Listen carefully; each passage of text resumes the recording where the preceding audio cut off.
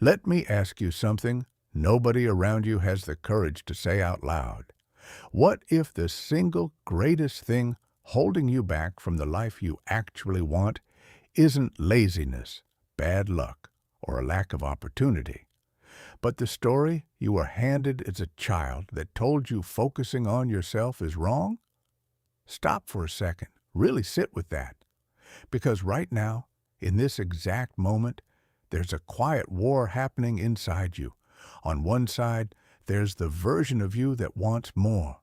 More clarity, more confidence, more purpose, more aliveness. On the other side, there's a lifetime of conditioning whispering that wanting those things makes you selfish. And that whisper, it's winning. You've been taught through family dinners, school systems, religious institutions, and social pressure that a good person puts everyone else first. That sacrifice is noble. That shrinking yourself is somehow spiritual. That your needs come last, and if you dare to put them first, you're broken, arrogant, or cold. But here's what nobody told you about that belief system. It's quietly draining the life out of you. You cannot light up a room when your own flame has burned out. You cannot pour strength into someone else's cup when yours has been empty for years. You cannot show up fully for the people you love when you've spent a decade showing up for everyone except yourself. This isn't a book about becoming selfish. This is a book about becoming whole. By the time you reach the final page, you'll understand at a bone-deep level why focusing on yourself is not an act of selfishness. It's an act of profound responsibility to yourself, to the people around you, to the potential that's been sitting inside you, waiting. The world doesn't need more people running on empty. It needs you, fully charged, fully alive, and fully focused on becoming everything you're capable of being. That journey starts right now. Chapter 1. The Trap That Looks Like Virtue. Here's a question that might sting a little. When was the last time you made a decision, a real, meaningful decision, based purely on what you wanted, not what your partner needed, not what your boss expected, not what your family thought was appropriate, not what social media told you was admirable, what you, the real, unfiltered, honest version of you, actually wanted? If you're struggling to remember, you're not alone, and you're not weak. You've simply fallen into what might be the most sophisticated trap ever built, the selflessness trap. Here's how it works. From the time you were old enough to understand approval and disapproval, you started learning a lesson that felt like wisdom, but was actually a wound. Good people give. Good people sacrifice. Good people make others comfortable, even at their own expense. You watched it modeled. You were rewarded for it. You were corrected when you broke the rule. And so, slowly, quietly, you built your entire identity around it. You became the person who always says yes, the one who picks up the slack, the one who listens for hours without being asked how they're doing, the one who abandons their own plans the moment someone else has a need, the one who has quietly trained themselves to feel guilty for wanting anything. And on the surface, it looked like strength. It looked like love. It looked like virtue. But underneath, something was rotting. Because here's the brutal reality about the selflessness trap that no one wants to say at the dinner table. Chronic self-neglect doesn't make you a better person. It makes you a hollowed-out version of yourself. And a hollowed-out version of you cannot genuinely help anyone. Think about it this way. Imagine a lighthouse. Its entire purpose is to guide ships safely through the dark. But what happens if the light inside the lighthouse goes out? It doesn't matter how tall it stands, how beautifully it's built, or how much it wants to help. Without its own light, it becomes a hazard instead of a guide. You are that lighthouse. When you constantly pour out without ever refilling, when you give your time, your energy, your attention, your dreams to everyone except yourself, you don't become more helpful. You become more dangerous because now you're operating from exhaustion, resentment, and depletion, and that energy infects everything you touch. There's another layer to this trap that's even more insidious. When you make yourself indispensable through constant self-sacrifice, you're not actually serving the people around you. You're enabling them. You're teaching them that they don't need to grow because you'll always be there to carry the weight. You're creating relationships built on dependency rather than mutual respect.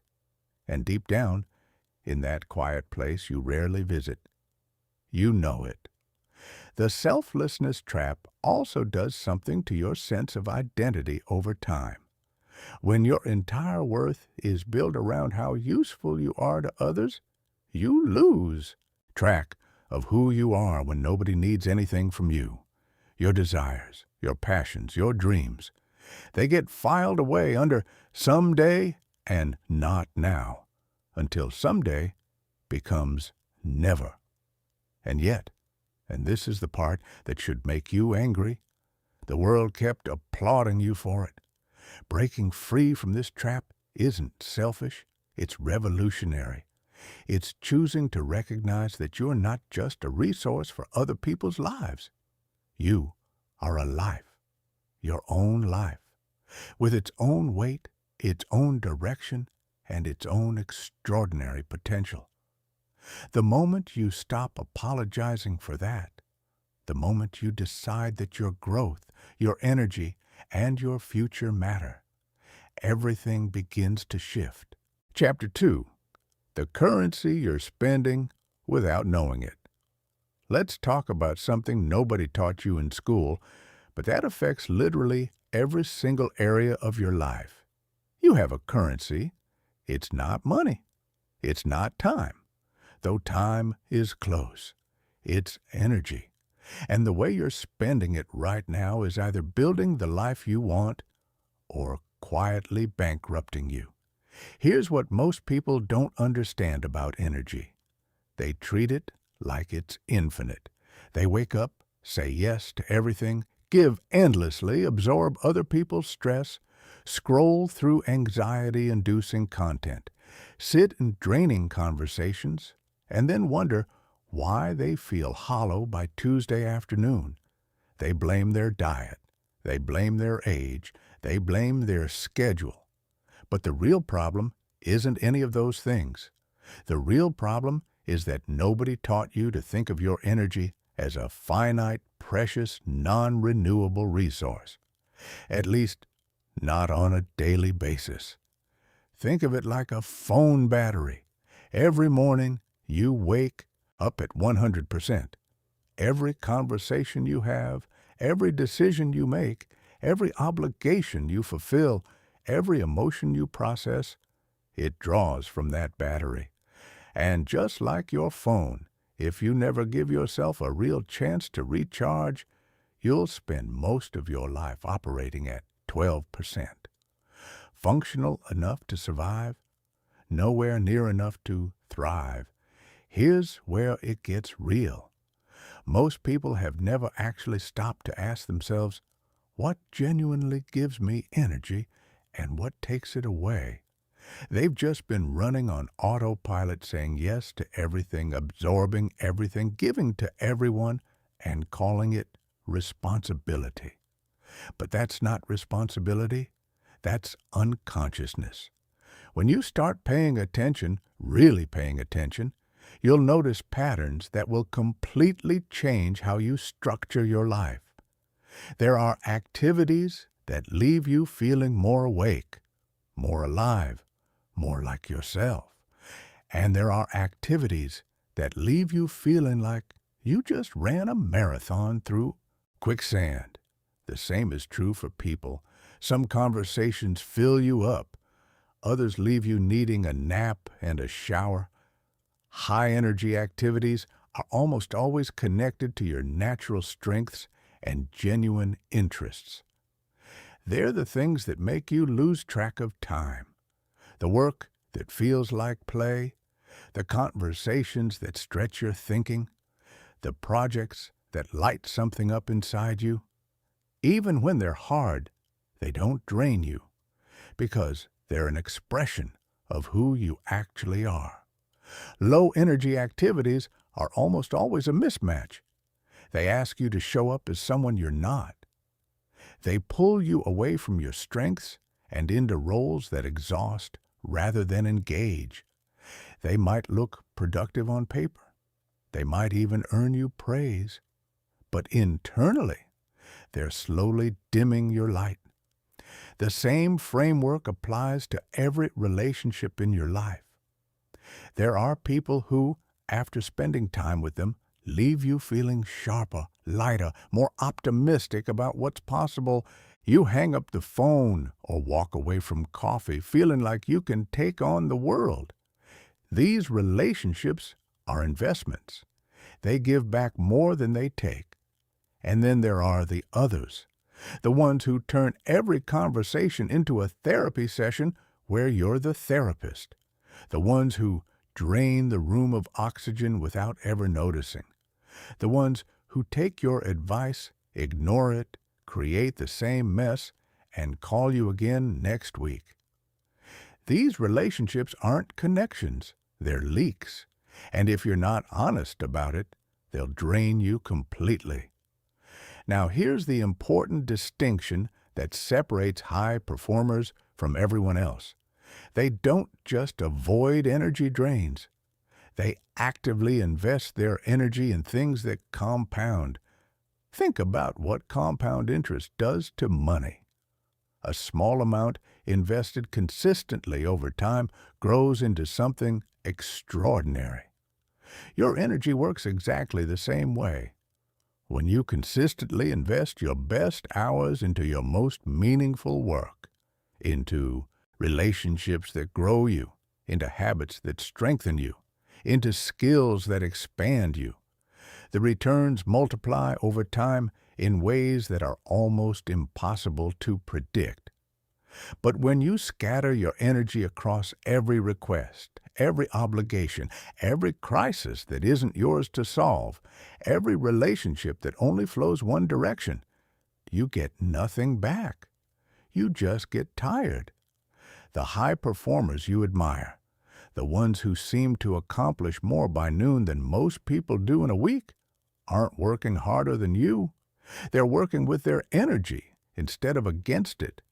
They've learned to protect their peak hours like a professional athlete protects their body before a championship game. They've learned to say no not because they're selfish, but because they understand that a well-placed no is actually the most generous thing they can offer. Because it means that when they say yes, they show up fully. Mastering your energy economics starts with one simple practice: awareness. For the next week, after every significant interaction or activity, ask yourself honestly, do I feel more alive or more depleted right now? Don't judge the answer, just notice it. You'll start seeing a map of your life, where your energy flows toward growth and where it's leaking into sand. Then, and this is where the real power begins, you start making different choices. You stop filling your calendar with obligations that drain you and start protecting space for the things that restore and expand you. You stop being automatically available to everyone and start being deliberately available to the right people. You stop treating your energy like it's everyone else's to spend and start treating it like the most valuable asset you own. Because it is. When you learn to manage your energy the way the most effective people in the world do, something extraordinary happens. You stop surviving your days and start creating them. You stop reacting to life and start designing it. You stop running on empty and start operating from overflow. And from overflow, from that place of genuine fullness, you can give to others in a way that actually matters. Not from obligation, not from guilt, not from a place of depletion that breeds resentment, but from genuine abundance. That's the difference between giving from a half-empty cup and giving from one that's overflowing. Only one of those actually helps anyone. Chapter 3. The Pull That Needs No Push. Have you ever met someone who just had it? You can't quite put your finger on what it is. They're not necessarily the most attractive person in the room. They're not the loudest. They're not performing or trying to impress anyone. But something about them pulls you in. You want to be around them. You want to know how they think. You trust them almost immediately, even before they've said anything particularly brilliant. That's not charisma in the traditional sense. That's not a technique or a social strategy. That's something much deeper. That's what happens when a person has done the real work on themselves, and it radiates outward without any effort at all. Call it the magnetic effect. And here's the thing about magnetism that most people get completely wrong. You can't fake it. You can't manufacture it through the right outfit, the right vocabulary, or the right LinkedIn bio. Magnetism isn't something you perform. It's something you become. And it only emerges when you've committed, genuinely, consistently, without an audience, to developing the most authentic version of yourself. Most people are chasing the magnetic effect from entirely the wrong direction. They think visibility creates attraction, so they post more, talk louder, network harder, and craft a personal brand they can barely recognize in the mirror. They chase external signals of success, the title, the following, the approval, believing that once they have those things, people will naturally be drawn to them. But it works in reverse. The magnetic effect doesn't come from what you project outward. It comes from who you've become inward. When you are genuinely clear about your values, genuinely skilled at what you do, genuinely at peace with who you are, that clarity creates a gravitational pull that no marketing strategy can replicate. Here's why it's so powerful. Most people are lost, not dramatically, not visibly, but internally. They're adrift. They don't know what they truly want. They haven't developed their unique gifts. They're not clear on their values. They're constantly looking outside themselves for permission, direction, and identity. And when they encounter someone who has actually done that inner work, someone who is genuinely self-directed, self-assured, and self-aware, they feel it immediately. It's like finding solid ground after years of walking on sand. You don't have to announce your confidence. You don't have to convince anyone of your worth. You just have to be it. And the right people will feel it and move toward you. But here's the crucial part that most self-help content skips over entirely. The magnetic effect only works when your self-development is real. If you're building yourself up primarily to impress others, if your growth is a performance rather than a genuine commitment, people will sense the gap between who you're presenting and who you actually are. That gap creates a subtle but unmistakable energy of inauthenticity. And inauthenticity doesn't attract. It repels. This is why so many people consume personal development content, apply the surface-level techniques, and still feel like something's missing. They're using self-improvement as a costume rather than as a transformation. They want the results of growth without the discomfort of actually changing. Real magnetism requires real work. And that work has four foundations. The first is self-respect built through follow-through, not self-esteem, self-respect. There's a difference. Self-esteem is how you feel about yourself. Self-respect is the relationship you have with your own word. Every time you make a commitment to yourself and keep it, even when no one's watching, even when it's inconvenient, even when every part of you wants to skip it, you deposit something into the bank of your own integrity. Over time, those deposits compound into an unshakable trust in yourself. And when you trust yourself, it shows. People feel it. The second foundation is genuine competence, not performed expertise, not curated highlight reels of knowledge, real developed skill in areas that genuinely matter to you. This requires identifying where your natural curiosity and capability intersect, and then going deep through deliberate practice, honest feedback, and consistent application over time. Competence creates a quiet confidence that can't be faked and can't be taken away. The third foundation is emotional mastery. Most people are at the mercy of their internal weather. When things go well, they're up. When things go sideways, they collapse. When someone criticizes them, they spiral.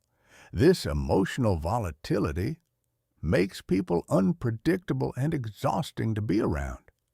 But when you develop the ability to feel your emotions fully without being controlled by them, when you can stay grounded during chaos, communicate clearly during conflict, and maintain your direction during doubt, you become someone that others instinctively want to anchor to.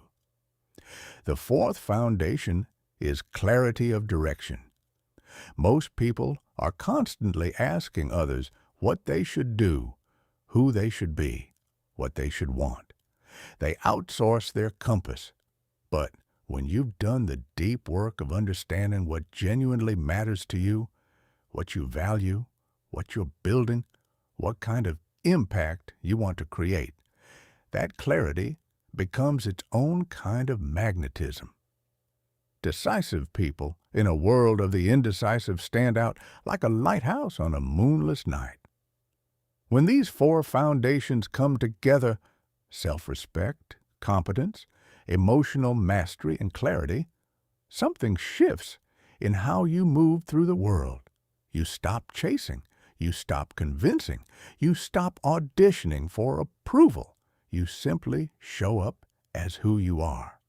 And who you are becomes enough, more than enough, to draw the right people, the right opportunities, and the right experiences toward you. There's a feedback loop that activates once you reach this point. The more genuinely you develop yourself, the higher the quality of what and who you attract. The higher the quality of your relationships and opportunities, the more resources you have to continue developing yourself. It becomes an upward spiral. And once you're in it, the momentum is almost unstoppable. But you have to start with the inside. You have to be willing to do the work when there's no audience, no applause, and no guarantee that anyone will notice. You have to invest in yourself, not because you want to impress the world, but because you've decided at a deep, non-negotiable level that becoming the fullest version of yourself is simply what you owe to this one life you've been given. Do that. Do it consistently. Do it honestly. And watch what starts coming toward you without you ever having to chase it. Chapter 4. The Mind That Never Settles. There's a question that separates the people who live extraordinary lives from everyone else. And it's not, how do I get there? Or what's the fastest route? Or even, am I good enough? It's simpler than that. And it's more demanding than that. The question is, am I better today than I was yesterday? Not better than your colleague, not better than the person you follow online, not better than the version of yourself that existed 10 years ago during your best streak, better than the version of you that woke up this morning. That's it. That's the whole game. This is the mastery mindset. And once you understand it, really understand it, not just intellectually, but in your bones, it will permanently alter the way you move through every single day of your life. Here's what most people do instead. They aim for good enough. They find a comfortable level of competence where the criticism stops, where the approval starts, where they can coast without too much discomfort, and then they stop. They've arrived, they think. They can finally relax. But here's what they don't realize. The moment you stop growing, you start shrinking. There is no neutral gear in human development. You are either expanding or contracting, either becoming more capable, more aware, more aligned with your potential, or slowly, quietly retreating from it. The mastery mindset refuses that retreat. It's not about being perfect. It's not about having no weaknesses or never making mistakes. In fact, people with a mastery mindset make more mistakes than average people, significantly more, because they're attempting more, they're pushing further, they're operating at the edge of their current capabilities instead of comfortably inside the boundaries of what they already know they can do. And that edge, that's where all the growth lives. Think about how a muscle grows. It doesn't grow from doing what's easy. It grows from being pushed just beyond its current limit, from experiencing resistance, recovering, and coming back slightly stronger than before. Your mind, your character, your capabilities, they work exactly the same way. Every challenge you step into that's slightly beyond your comfort zone is a stimulus for growth. Every challenge you avoid keeps you exactly where you are. The mastery mindset also completely transforms your relationship with failure, and this might be the most important shift in this entire book. Most people treat failure like a verdict, like a final judgment on their worth, their intelligence, or their potential.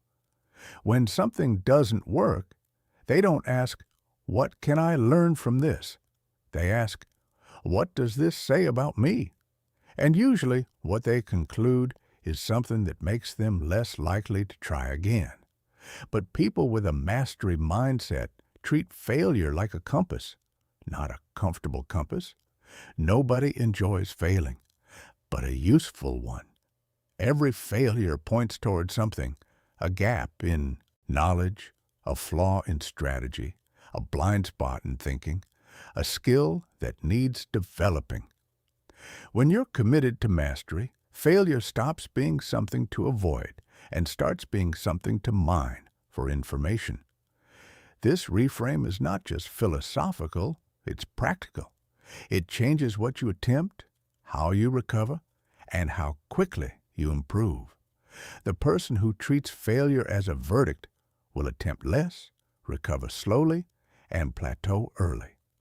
The person who treats failure as data will attempt more, recover quickly, and keep climbing long after others have settled. There's another dimension of the mastery mindset that rarely gets talked about: the shift from extrinsic to intrinsic motivation. Most people are running on external fuel. They're motivated by the paycheck, the promotion, the likes, the recognition, the approval of people whose opinions they've decided matter. And while those things feel good in the moment, they're profoundly unreliable as a long-term source of drive, because they depend entirely on factors outside your control. The approval might not come. The recognition might go to someone else. The reward might shift or disappear. And when it does, the motivation collapses with it. People with a mastery mindset run on a different fuel source entirely. They're motivated by the process itself, by the satisfaction of getting slightly better, by the intellectual pleasure of solving hard problems, by the deep fulfillment of expressing their capabilities at full capacity, by the identity of being someone who is always growing. This internal fuel source is inexhaustible. It cannot be taken away by a bad performance review, a failed launch, or someone else's success. It lives inside you, and it replenishes itself every time you engage authentically with the pursuit of getting better. Here's something that might surprise you about people with a mastery mindset. They love watching other people win, not in a performative, social media comment kind of way. Genuinely, because when you're focused on your own growth rather than your position relative to others, someone else's excellence doesn't threaten you. It inspires you. It expands your sense of what's possible. It gives you a real-world example of what becomes achievable when someone commits fully to developing themselves. This shift from competition to inspiration changes the entire texture of your life. Instead of spending energy monitoring others, comparing yourself, and feeling either superior or inadequate depending on the day, you redirect all of that energy inward, toward your own development, toward your own next level, toward your own becoming. And here's the compound effect of living this way. When you ask, how can I be better today? Every single day, if not perfectly, not always dramatically, but consistently, those small daily improvements stack. A 1% improvement each day compounds into something almost unrecognizable over the course of a year, over 5 years, over a decade. The person you become through consistent, intentional, mastery-oriented growth is someone your current self would barely recognize, not because you've chased success, but because you've chased growth. And success, real, lasting, deeply satisfying success, is simply what growth compounds into over time. The mastery mindset also asks something of you that's uncomfortable but necessary. It asks you to stop apologizing for your ambition. Somewhere along the way, many of us absorb the message that wanting to be exceptional is arrogant, that pursuing excellence makes you difficult, that being deeply committed to your own development is somehow antisocial or self-absorbed. It's not. It's the opposite. When you commit to mastery, you stop being a drain on everyone around you and start being a resource. You stop needing others to prop you up and start being someone others can lean on. You stop taking up space with your limitations and start creating space with your growth. The world has enough people settling for good enough. It needs more people committed to becoming genuinely excellent, not for ego, not for applause, but because they understand that their growth is their greatest gift to every person their life touches. That's the mind that never settles. And once you develop it, you'll never want to go back. Chapter 5. The invisible fence that protects everything. Let's clear something up right from the start. Boundaries are not walls. They're not weapons. They're not signs of coldness, selfishness, or emotional unavailability. They are not something only difficult people need, and they are not something that healthy, loving people somehow transcend. Boundaries are the architecture of a life that actually works. And if you've been living without them, or with one so weak they collapse the moment someone pushes, you already know the cost. You feel it in the Sunday night dread before another week of obligations you never actually agreed to. You feel it in the resentment that quietly builds every time you say yes when every cell in your body was screaming, no. You feel it in the exhaustion that has nothing to do with how much sleep you got and everything to do with how much of yourself you've given away without refilling. That exhaustion has a name. It's what happens when you have no fence around your most valuable resources, your time, your energy, your attention, your emotional capacity. And without that fence, everything gets in. The urgent and the trivial, the meaningful and the manipulative, the people who genuinely care about you, and the people who are simply comfortable with how available you've allowed yourself to be. Here's the paradox that most people miss entirely. Boundaries don't damage relationships. They make real relationships possible. Think about it. When you have no boundaries, when you're endlessly available, endlessly accommodating, endlessly saying yes, regardless of how you actually feel, what are people really getting from you? They're getting a performance. They're getting the version of you that's running on obligation and quiet resentment. They're getting someone who shows up physically but checked out emotionally a long time ago. That's not connection. That's a slow-burning transaction dressed up as love. But when you have clear, honest boundaries, when people know what you're genuinely available for and what you're not, your yes becomes something extraordinary. It means something because they know you could have said no. They know you're choosing them, choosing this, choosing to show up, not out of guilt or obligation, but out of genuine desire. That's the kind of yes that actually nourishes a relationship, and it can only exist when no is also a real option. So why is this so hard for most people? Because you were taught, directly or indirectly, that your worth is tied to your availability. That love is demonstrated through sacrifice. That saying no to someone you care about means you don't care about them. That disappointing people is one of the worst things you can do. And so you learned to swallow your no, to edit your needs before they ever reached your lips, to make yourself smaller, quieter, more accommodating, and to call it kindness when really it was fear. Fear of rejection, fear of conflict, fear of being seen as selfish, fear of losing relationships that, ironically, were already costing you your sense of self. Building real boundaries starts not with what you say to other people, but with what you get clear about within yourself. And that clarity requires answering some uncomfortable questions honestly. What do you actually value? Not what you think you should value.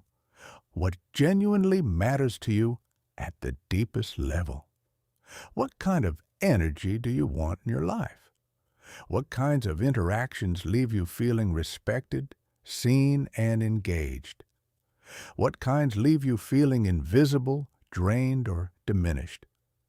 These answers become your personal standards, and personal standards are the foundation of every boundary you'll ever set. They're not rules you impose on others. They're commitments you make to yourself about what you will and won't participate in, about what conditions need to be present for you to show up as your best, most genuine self. For example, you might decide that you won't engage in conversations where blame and criticism are the primary currency, not because you're conflict averse, but because those conversations don't meet your standard for productive, respectful interaction. You simply don't participate. You redirect or you exit. Not with drama, just with clarity.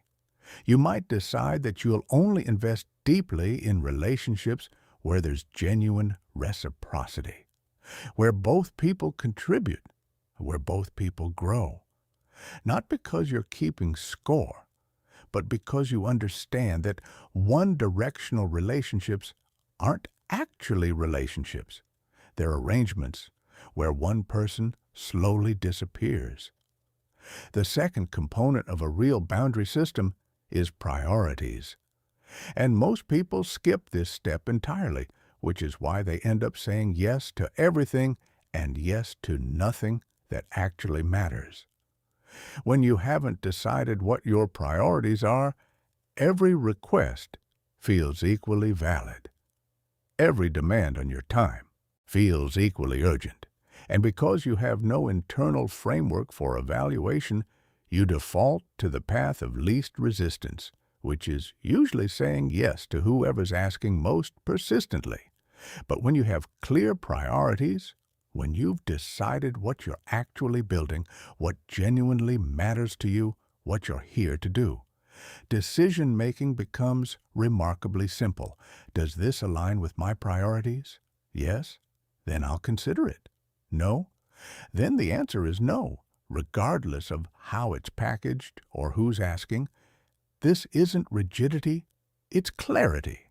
And clarity is one of the rarest and most powerful things a person can possess. The third component is communication, because a boundary that lives only in your head is not a boundary. It's a private wish. And private wishes don't protect you from anything.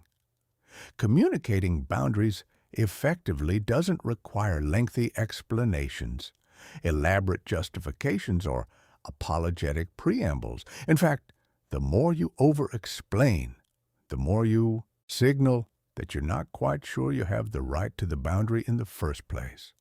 A clear, calm, direct statement is enough. I'm not available for that. That doesn't work for me. I need to step back from this. No footnotes required. The discomfort you feel in saying those words simply and without apology is the feeling of your own growth. Lean into it. The fourth component, and the one most people fail to maintain, is enforcement. Because here's the hard truth. A boundary you don't enforce isn't a boundary. It's an invitation for people to learn that your limits don't actually mean anything. Every time someone crosses a line you've set and you respond by backing down, explaining yourself further, or pretending it didn't happen, you teach them that persistence pays off. You teach them that your no has an expiration date. And you teach yourself, quietly and devastatingly, that your needs don't really matter. Enforcement doesn't require anger or ultimatums. It requires consistency. It simply means that when a boundary is crossed, something changes. Access decreases. Investment reduces. The consequence is real, even if it's quiet. When you implement this system, standards, priorities, clear communication, consistent enforcement, your entire life begins to reorganize itself around what actually matters. The people who respect your boundaries reveal themselves as the ones worth keeping. The people who resist them reveal something important about the dynamic you were previously accepting. You attract higher quality connections because you're no longer broadcasting that you're available to anyone for anything at any cost. And perhaps most importantly, you start to respect yourself in a way that doesn't require anyone else's validation. Because every time you honor your own boundary, you send a message to the deepest part of yourself. Your needs matter. You matter.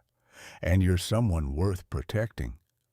That message, repeated daily, through consistent action, builds something no external achievement ever could.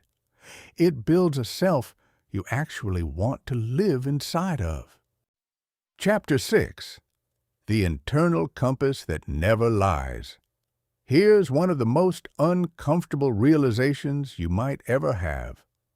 Most of the goals you're currently chasing, the career milestone, the relationship template, the lifestyle aesthetic, the version of success you've been working toward, were never actually yours to begin with. They were handed to you by your parents, who wanted you safe, by your culture, which told you what success was supposed to look like, by social media, which showed you a curated highlight reel and let you conclude that's what a good life looks like, by a school system that rewarded conformity and called it achievement. And somewhere along the way, you accepted those definitions without questioning them. You built your ambitions around them. You measured yourself against them. You made sacrifices for them. And yet, if you're completely honest with yourself, something has always felt slightly off, like you're running a race you never signed up for, toward a finish line you're not even sure you want to cross. That feeling isn't dysfunction. That feeling is your internal compass trying to get your attention. Vision clarity is the process of finally listening to it. But here's what most people misunderstand about vision. They think it's about setting goals, making 5-year plans, creating vision boards, listing the things they want to acquire or achieve. And while those tools can be useful, they completely miss the deeper question. That vision isn't primarily about what you want to have or do. It's about who you want to become. It's about identity, about values, about understanding, at a level that goes beneath ambition and touches something closer to meaning. What kind of person you are committed to being, what kind of impact you want to have, and what would make you feel at the end of your life that you spent your time on something that genuinely mattered. That's a completely different question than where do I want to be in 5 years? And it requires a completely different kind of honesty to answer. The challenge is that most of us have been so thoroughly shaped by external expectations that we've lost reliable access to our own authentic voice. We've spent so long trying to want the right things, achieve the right things, and be the right kind of person by everyone else's definition that we've buried our own compass under layers of conditioning. So the first step in developing genuine vision clarity is what I call values archaeology. And it starts with a simple but revealing exercise. Stop looking at what you say you value. Start looking at what you actually do. Where does your time go, really? Not where you wish it went, where it actually goes. What do you consistently make space for even when you're busy? What topics make you lose track of time when you're reading or thinking about them? What moments from your past have left you feeling most genuinely alive? Not most impressive, not most approved of, but most you? Your authentic values are embedded in those answers. They're not in your aspirational statements. They're in your actual behavior, your genuine emotional responses, and the quiet moments when nobody's watching and you're simply being yourself. Once you start to uncover those authentic values, and this process takes time and deserves real attention, the next step is what I call future self-visualization. This isn't about daydreaming. This is about deliberate, specific, emotionally engaged imagination of the person you're committed to becoming. Close your eyes and picture yourself 10 years from now, having fully honored your authentic values and developed your potential without compromise. Not the version of you that did everything right by someone else's standards. The version of you that did everything right by your own. How does that person carry themselves? How do they think about challenges? How do they spend a Tuesday morning? What kind of relationships have they built? What have they contributed to the world around them? What do they know about themselves that you're still in the process of learning? The more specific and vivid you can make this image, the more powerfully it can serve as a compass for your present-day decisions. Because here's what vision clarity actually does in practice. It makes decisions easier. When you're clear about who you're becoming and what you're building, every choice you face has a simple filter. Does this move me toward that person or away from them? Does this align with what I've committed to, or does it contradict it? That filter eliminates an enormous amount of the confusion, indecision, and people-pleasing that consumes most people's mental and emotional energy. You stop agonizing over what others will think and start simply asking what your future self would choose. There's a third component of vision clarity that's often overlooked, and I think it might be the most important of all: purpose identification. Purpose is not a grand mission statement. It's not a branded personal philosophy. It's not something you have to perform for the world. Purpose is simply your answer to the question, what kind of contribution makes me feel most genuinely alive? For some people, that contribution is raising children who grow into confident, compassionate adults. For others, it's building organizations that solve real problems. For others, it's creating art that moves people, or teaching ideas that expand minds, or building communities that help people feel less alone. The specific form doesn't matter. What matters is that it's genuinely yours, that it resonates with something deep and authentic in you, rather than something you've adopted because it sounds meaningful to others.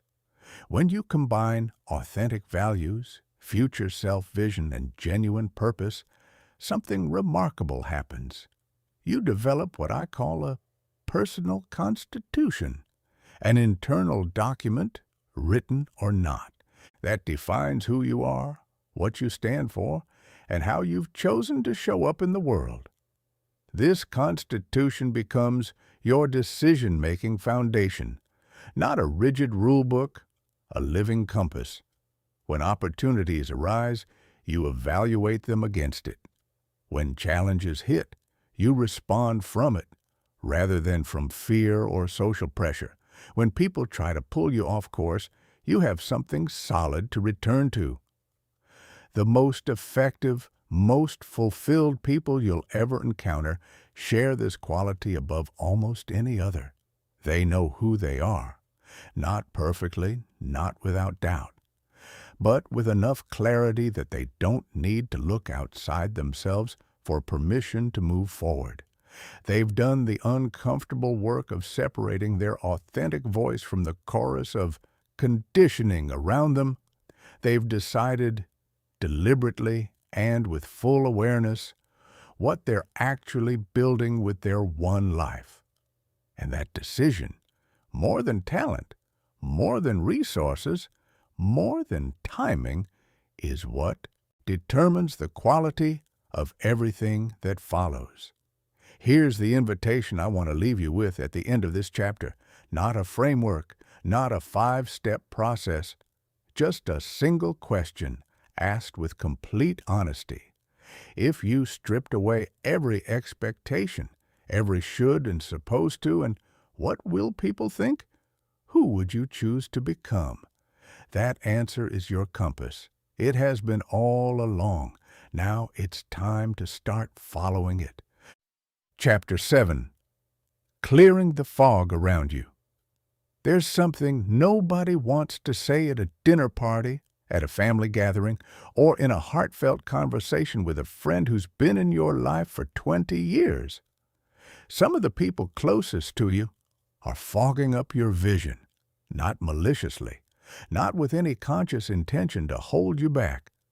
But the effect is the same, whether it's deliberate or not.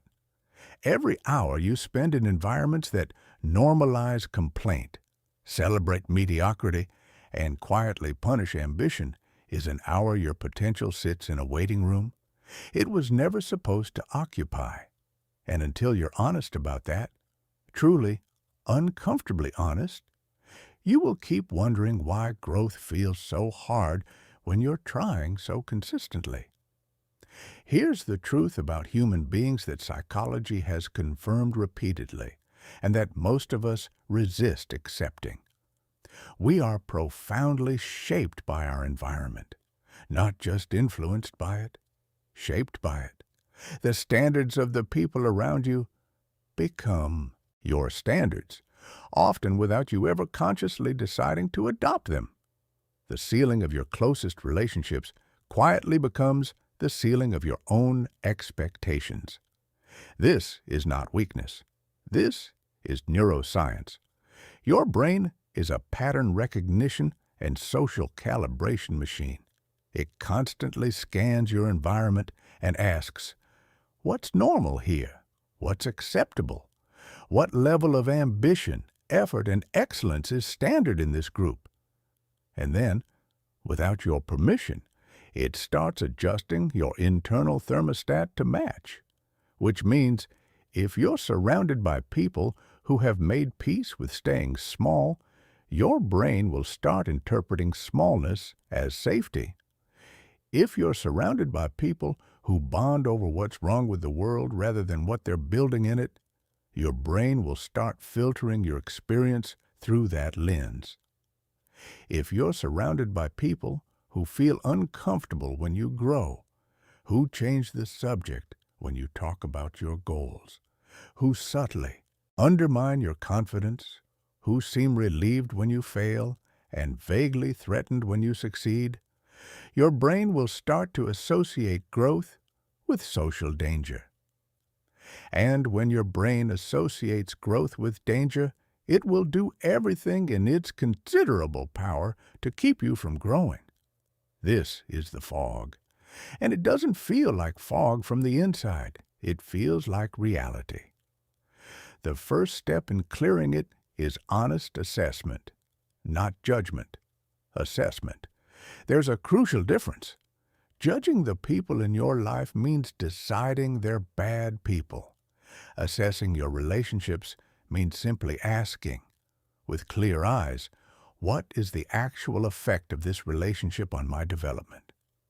After spending time with this person, do you feel more capable or less? More optimistic about what's possible for you or more doubtful? More energized to pursue your goals or more inclined to question whether they're worth pursuing? Do your conversations tend toward possibilities and growth or toward complaints and limitations? When you share something you're excited about, does this person expand your excitement or quietly deflate it? These questions are not about whether someone is a good person. Plenty of wonderful, well-meaning people will still fog up your vision, simply because they're living at a level that doesn't match where you're trying to go. And the most caring thing for both of you is honesty about that. Toxic influences come in many different forms, and they're rarely obvious. There's the chronically negative friend who has an extraordinary talent for identifying everything that could go wrong with any plan you ever share. Their pessimism feels like realism. Their doubt feels like wisdom.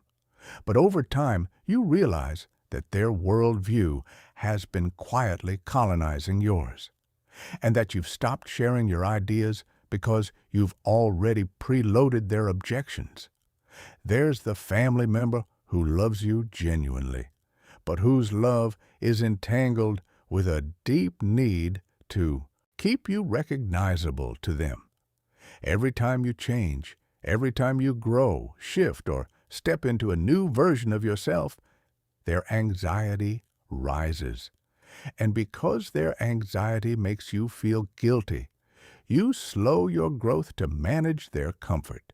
There's the social circle that has built its identity around shared complaint. The weekly gatherings where the conversation rarely moves beyond what's wrong with work, with relationships, with the world. Where the implicit social contract is, we stay at this level together.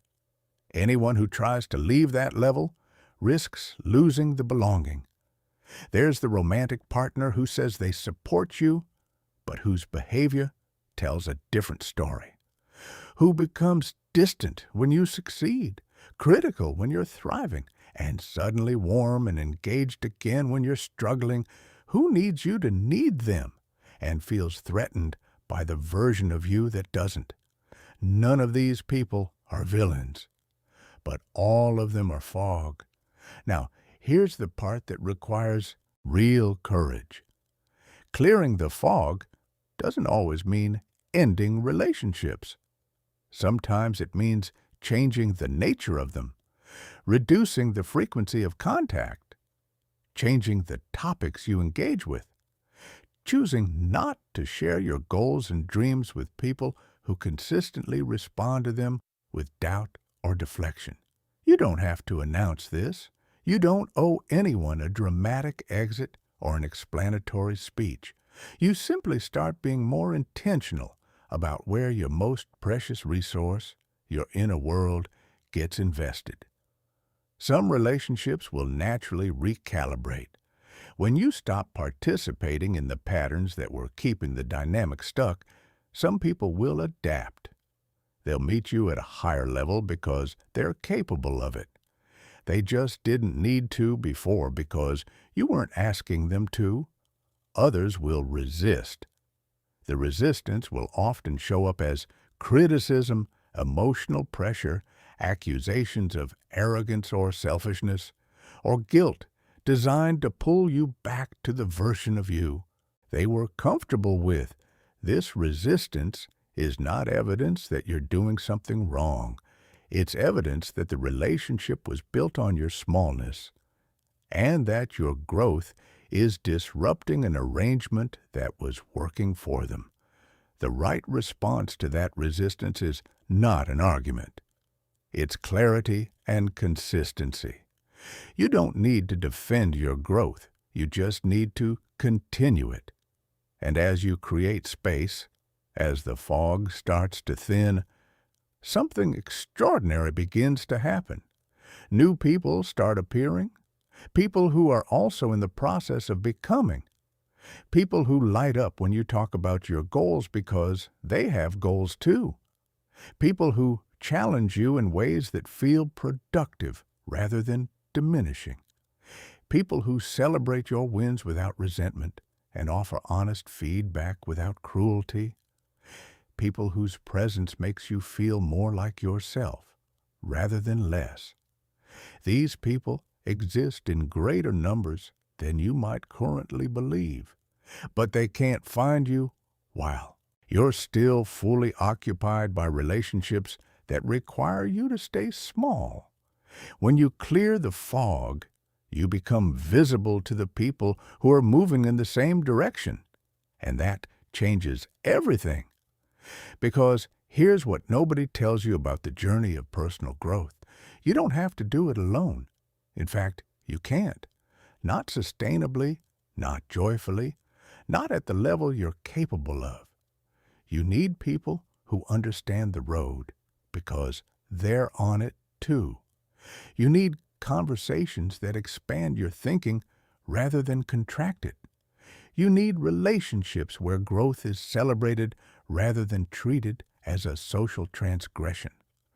Those relationships are available to you. But first, you have to be willing to clear enough fog to see them. That willingness, that quiet, courageous decision to prioritize your development over other people's comfort with your limitations, is one of the most powerful choices you will ever make. Make it, and don't look back. Chapter 8. The Confidence That Can't Be Shaken. Let's start with what confidence is not. It's not the absence of self-doubt. It's not a permanent feeling of certainty. It's not something you're born with or without, like eye color or height. It's not what you feel after a great performance, a compliment from someone you respect, or a morning when everything goes right.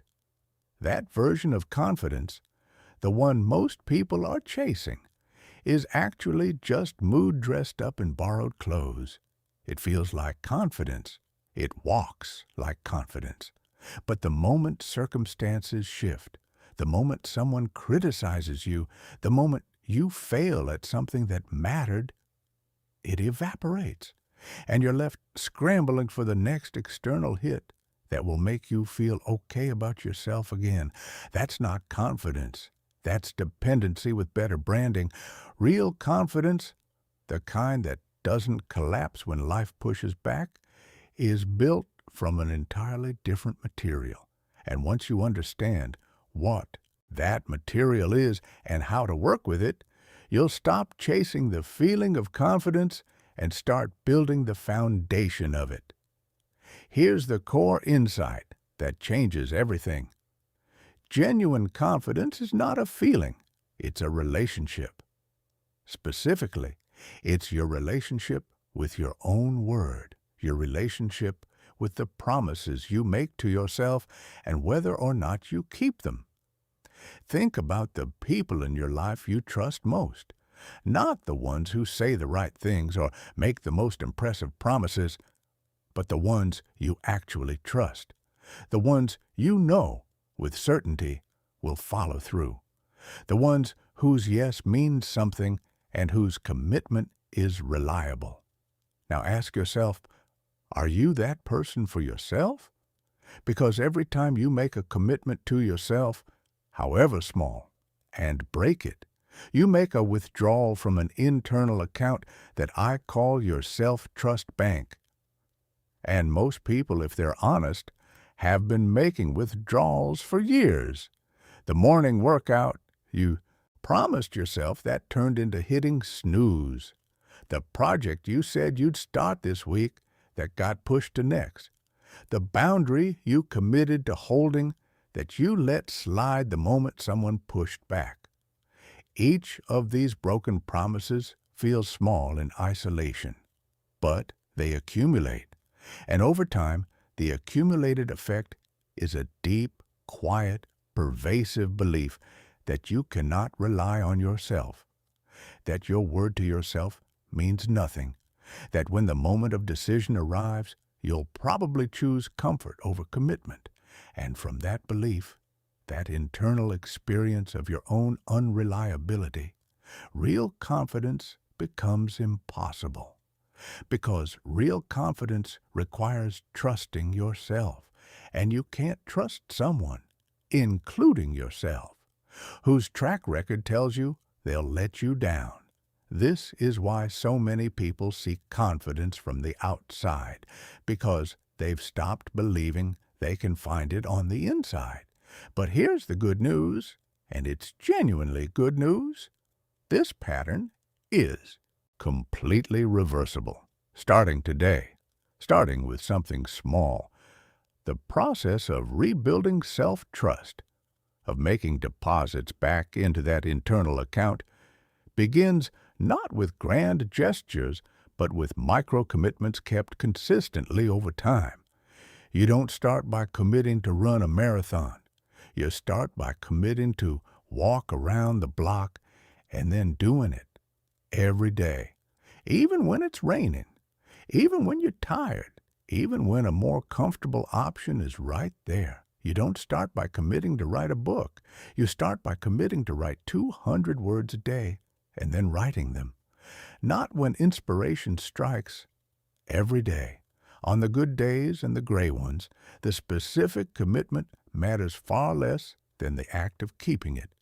Because what you're actually building with every kept promise, no matter how small, is evidence. Evidence that your word to yourself means something. Evidence that you can be counted on by the most important person in your life, you. And as that evidence accumulates, slowly, unglamorously, without anyone applauding, your relationship with yourself begins to shift.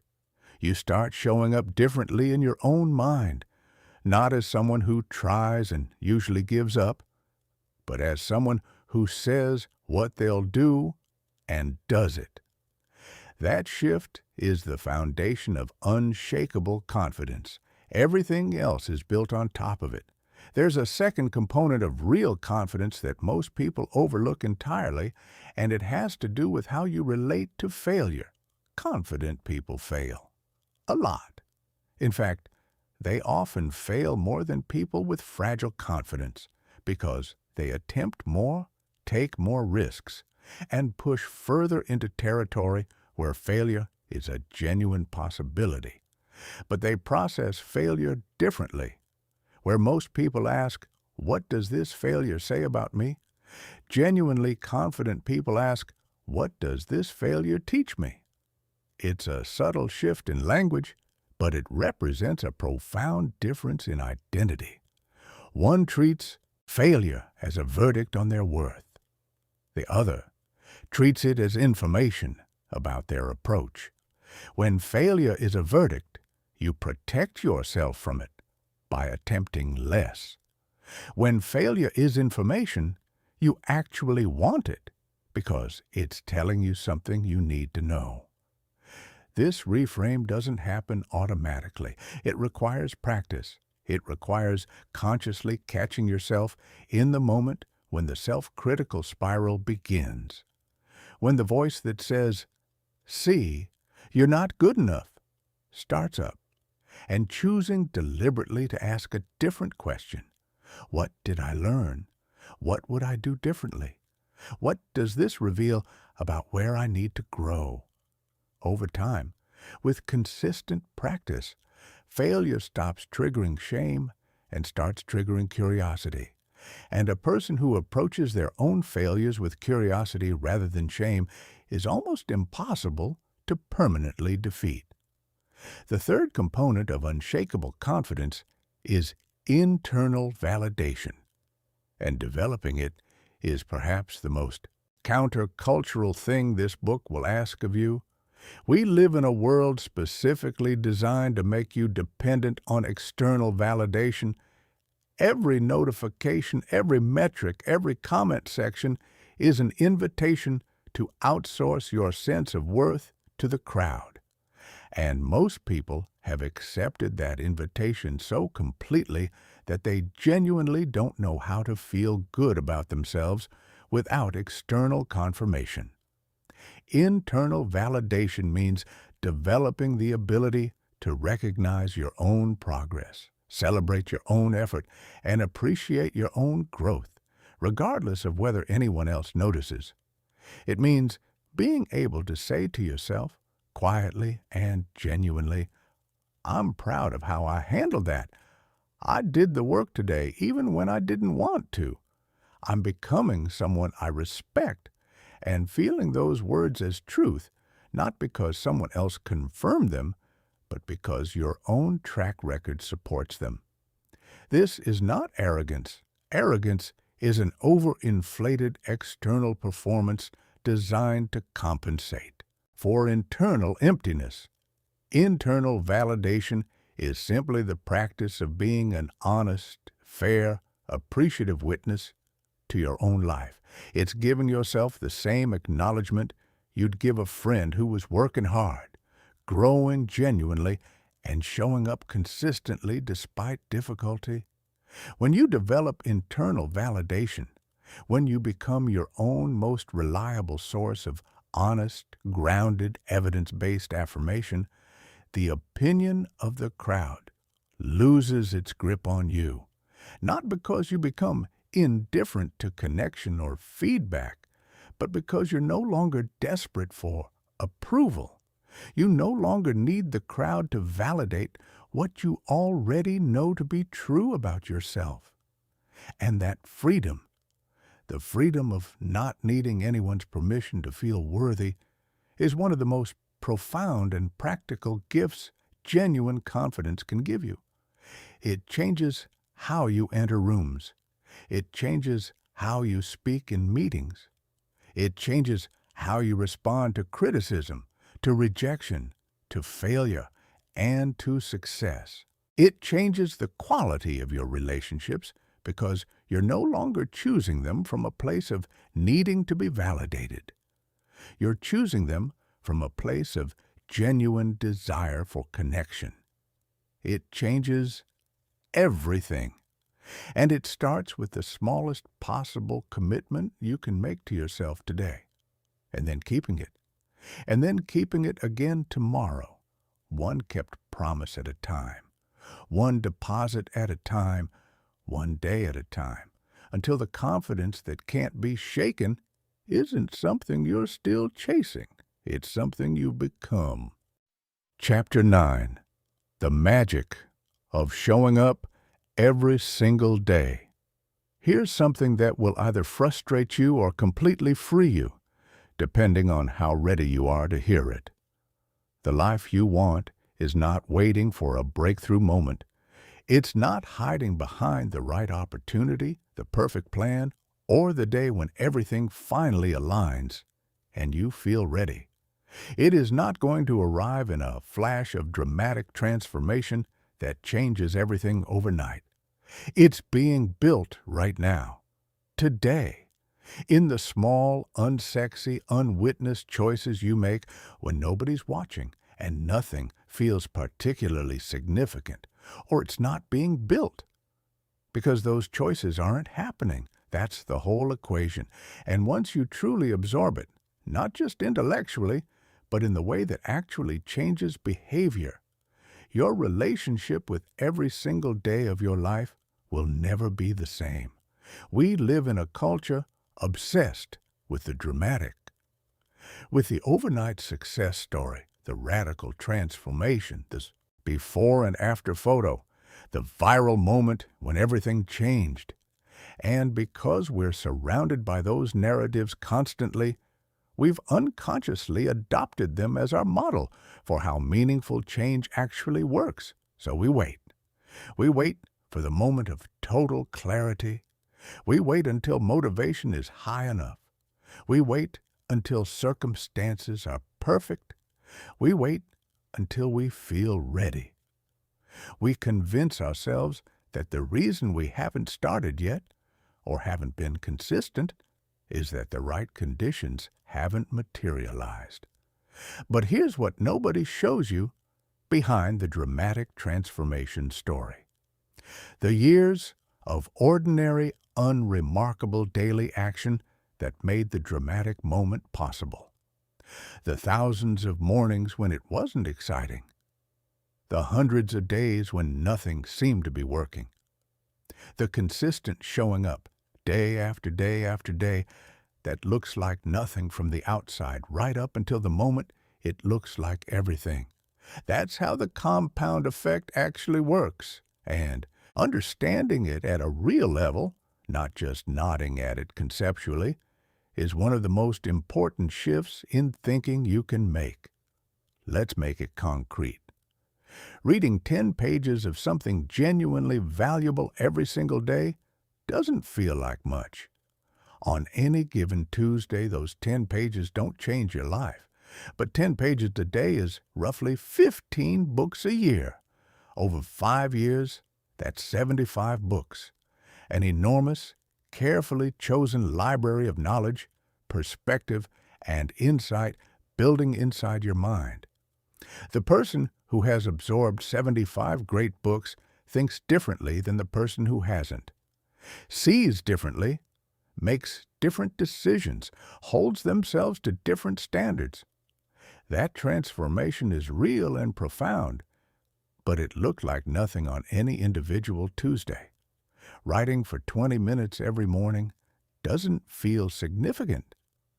But 20 minutes a day is more than 120 hours a year of deliberate practice with language, with thinking, with the craft of translating inner experience into external expression. Over time, that practice compounds into genuine capability that most people will never develop because they were waiting to feel inspired. Moving your body for 30 minutes every day, not heroically, not dramatically, just consistently, doesn't feel like a life-changing act, but it is. Not just physically, though the physical benefits alone are profound. It builds discipline. It builds the identity of someone who honors commitments to their own well-being. It creates daily evidence that you can do hard things even when you don't feel like it. And that evidence bleeds into everything else you attempt. The power of daily self-investment is not in any single session. It's in the accumulation.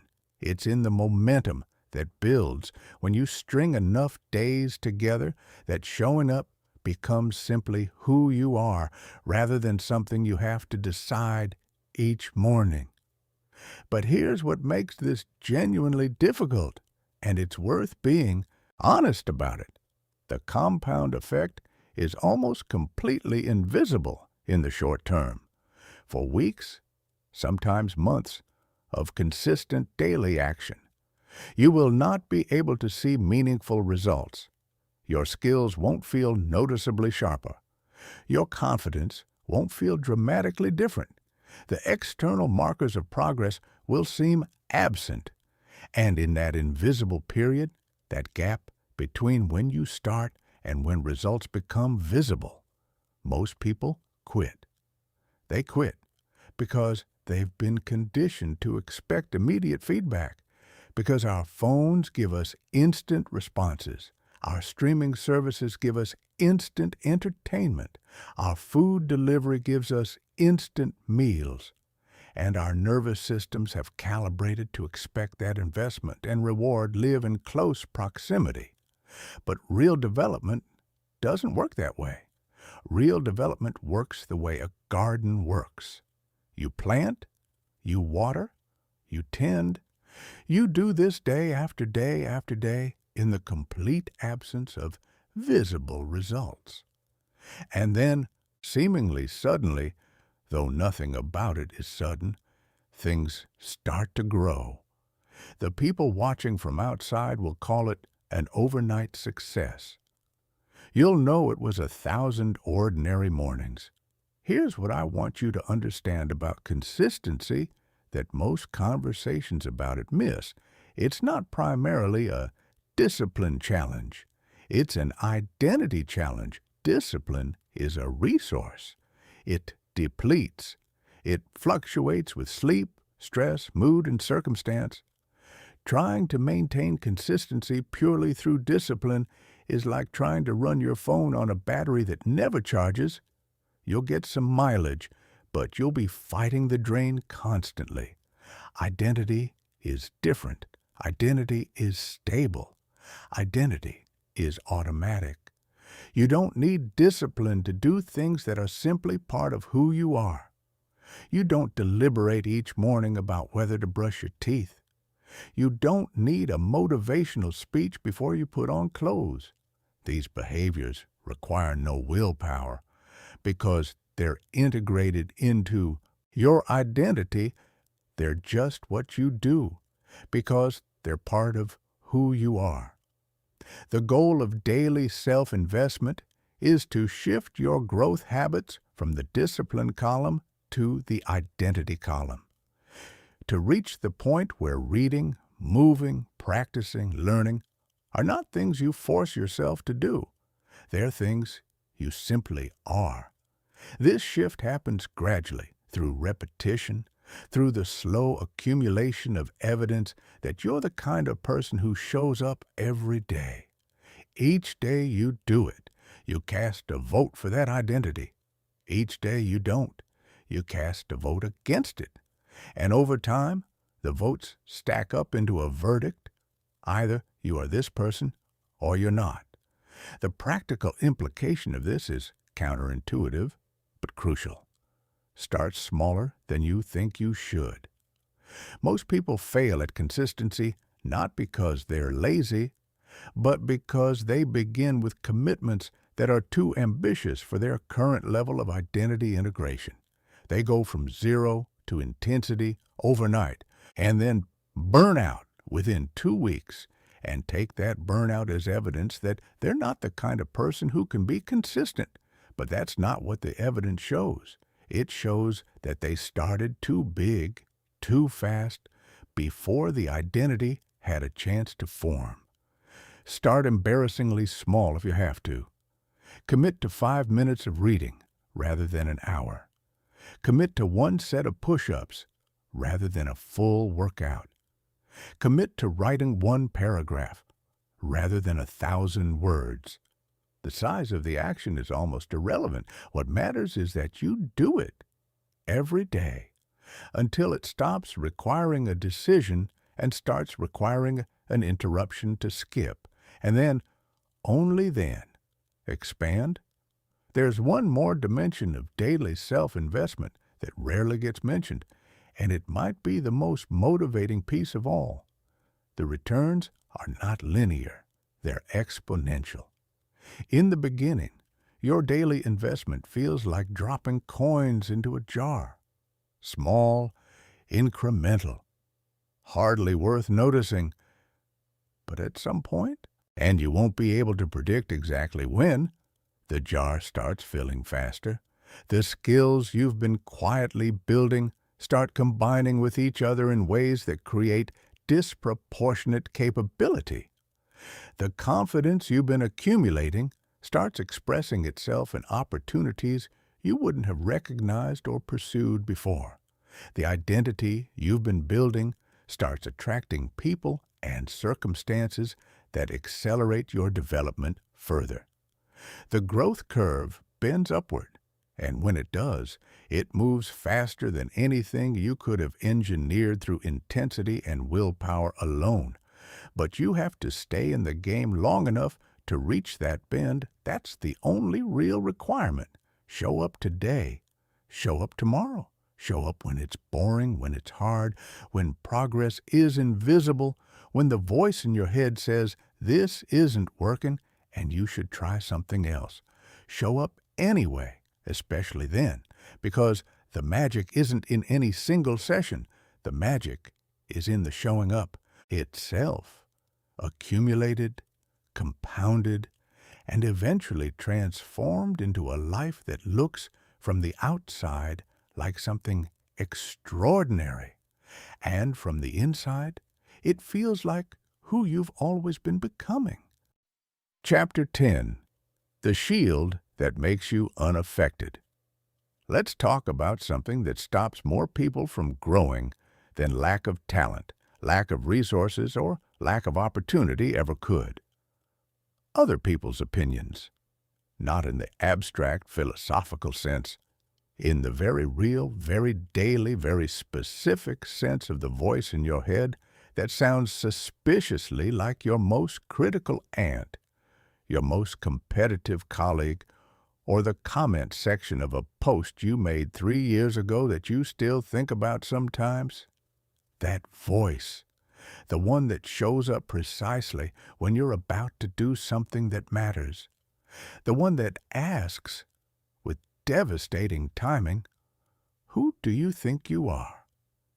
If you're going to commit to focusing on yourself, to growing deliberately and consistently, to building the life you're actually capable of living, that voice and the real people it sometimes represents is going to get louder before it gets quieter.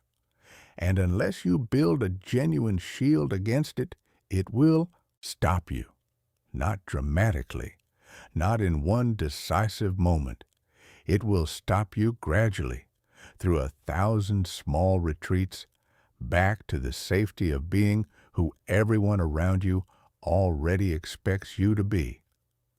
Here's what you need to understand about criticism and social pressure that will fundamentally change how you experience them. They are not indicators that you're doing something wrong. They are indicators that you're doing something different. Read that again. Let it land. When you start prioritizing your development over other people's comfort, when you start setting real boundaries, pursuing authentic goals, and showing up as a more intentional version of yourself, you will trigger something in the people around you. That something is not always malicious. It's often just discomfort. The discomfort of someone who has made peace with their own limitations watching someone close to them refuse to make that same peace. Your growth holds up a mirror, and not everyone is ready to look into it. So they redirect. They criticize. They worry out loud. They warn you about the dangers of ambition, the risks of change, the arrogance of thinking you deserve more than what you already have. They package their own fear of growth in the language of concern for you. And because they're people you care about, because their opinions have mattered to you for years, maybe for your entire life, it lands, it stings, and sometimes it stops you in your tracks. Understanding the psychology behind criticism is the first layer of your shield. Because when you understand what's actually happening, when you can see the machinery behind the words lose much of their power. Most criticism directed at people who are growing falls into one of three categories. The first is projection. The critic is saying something about themselves, not about you. When someone tells you your goals are unrealistic, they are most often describing their own relationship with ambition, not making an accurate assessment of your potential. When someone tells you that focusing on yourself is selfish, they are most often expressing their discomfort with your reduced availability, not making a moral judgment about your choices. The second is protection. The critic genuinely cares about you and is trying, clumsily, unhelpfully, but sincerely, to protect you from failure, from disappointment, from the pain of trying and not succeeding. Their concern is real. Their method is counterproductive. But understanding the motivation makes it easier to receive the critique without letting it derail you. The third is competition. The critic, consciously or not, feels that your success diminishes them. Your growth highlights their stagnation. Your ambition makes their comfort feel like a choice they now have to justify. And so they discourage your growth not because it's bad for you, but because it's uncomfortable for them. None of these categories require a dramatic response. They all require the same thing: perspective. The ability to look at the criticism, understand its source, take from it whatever might genuinely be useful, and release the rest without carrying it. The second layer of your shield is what I call values-based anchoring, and it's perhaps the most practically powerful tool in this entire chapter. When you are deeply, specifically clear about your values and why you're making the choices you're making, when you've done the internal work of Chapter 6, and you genuinely know what you're building and why it matters, external criticism has far less surface area to attach itself to. Most people are vulnerable to criticism because they're not entirely sure themselves whether they're on the right path. They haven't done the deep work of clarifying their own standards and direction. So when someone challenges their choices, they have no strong internal counter-argument. The critic's doubt fills the vacuum left by their own. But when you are genuinely anchored in your values, when you can look at any decision and explain to yourself, clearly and honestly, why it aligns with what you're committed to, you don't need to argue with critics. You don't need to convince them. You don't even need them to understand, because you understand, and that's enough. This doesn't mean becoming closed to feedback. It means becoming discerning about whose feedback actually deserves your attention. And that brings us to the third layer of your shield: the distinction between constructive feedback and destructive criticism. Constructive feedback comes from people who are invested in your success. It is specific rather than vague, actionable rather than merely discouraging, and offered with genuine care for your development rather than discomfort with your growth. It might not always feel comfortable. The most useful feedback rarely does, but it leaves you with something you can actually work with. A specific insight, a blind spot, illuminated, a better approach to consider. Destructive criticism is almost the opposite. It's vague, personal, and aimed at your worth rather than your work. It offers no path forward, only a reason to stop. It often arrives with an emotional charge that has little to do with the actual content of what it's criticizing. And it usually comes from people who have no real stake in your success and no real knowledge of your path. The skill is learning to tell the difference quickly, to be genuinely open to the former while being genuinely unmoved by the latter, to hold both simultaneously: deep receptivity to real feedback, deep immunity to toxic criticism. This skill takes practice. In the beginning, it can be hard to separate the two, especially when both arrive with similar emotional intensity. But with time, with the consistency of staying on your path and watching what the feedback actually produces, the distinction becomes clearer. The fourth layer of your shield is community. Specifically, surrounding yourself with at least a handful of people who genuinely understand and support what you're building. This is not about creating an echo chamber where no one ever challenges you. It's about having relationships where your commitment to growth is the baseline rather than the exception, where ambition is normal, where the conversation naturally moves toward possibilities and solutions rather than limitations and complaints. When you have even 2 or 3 relationships of this quality, the social pressure to stay small loses much of its force, because you have an alternative reference group. You have people who reflect back a different version of what's possible, and that alternative reference point is extraordinarily powerful when the fog of criticism gets thick. There is a fifth and final layer to your shield, and it's the most durable of all: results.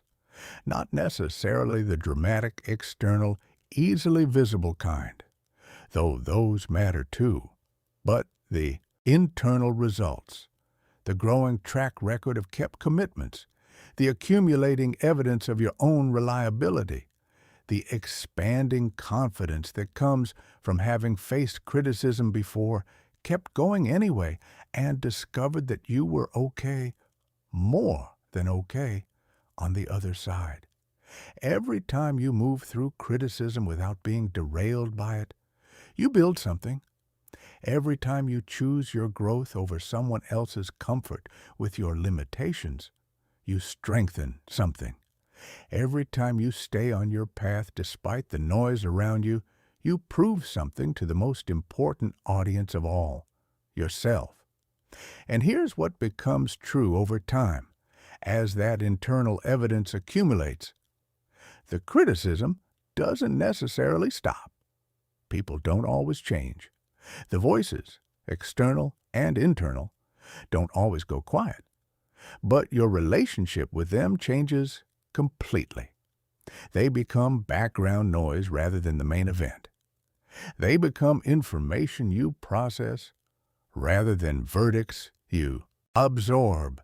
They become weather you move through rather than walls you can't get past, because you've built a shield, not from defensiveness or hardness or indifference to others, but from clarity, from consistency, from the quiet, unshakable knowledge that you know who you are, you know what you're building, and you're not waiting for anyone's permission to keep going. That's a shield nothing can penetrate. Chapter 11. The Art of Actually Getting Things Done. Here's a question worth sitting with for a moment. How many times have you known exactly what you needed to do? Had the information, had the plan, had the intention, and still didn't do it? Not once or twice. Consistently, repeatedly. In a pattern so familiar it might feel like a permanent feature of your personality rather than a habit you could actually change. You read the book, but didn't apply it. You made the plan, but didn't follow it.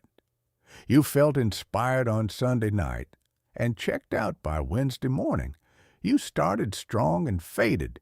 You promised yourself this time would be different and discovered again that it wasn't. This is not a motivation problem. It's not a discipline problem. It's not a character flaw or a sign that you're somehow fundamentally broken. It's an execution problem, and execution is a skill, which means it can be learned, developed, and systematically improved, the same way you'd develop any other capability that matters.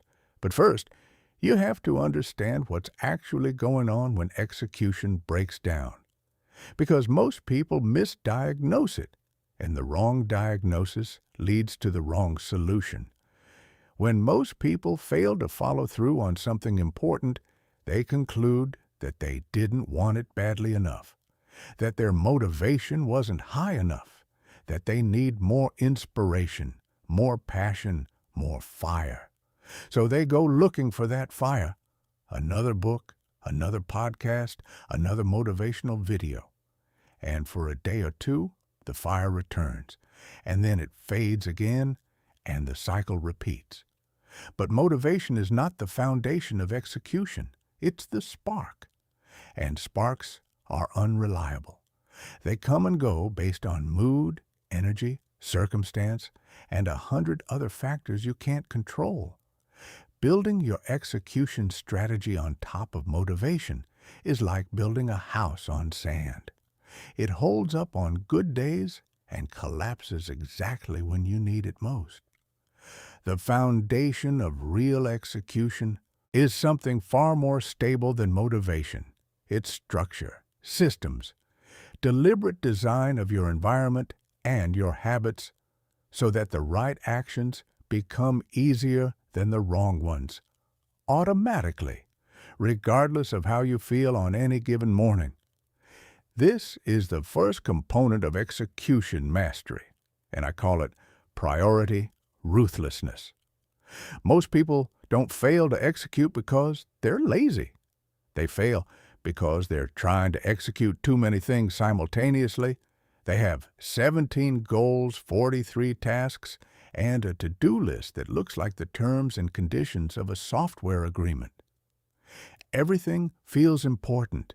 Everything feels urgent. And in the paralysis of trying to do everything, they end up doing nothing particularly well.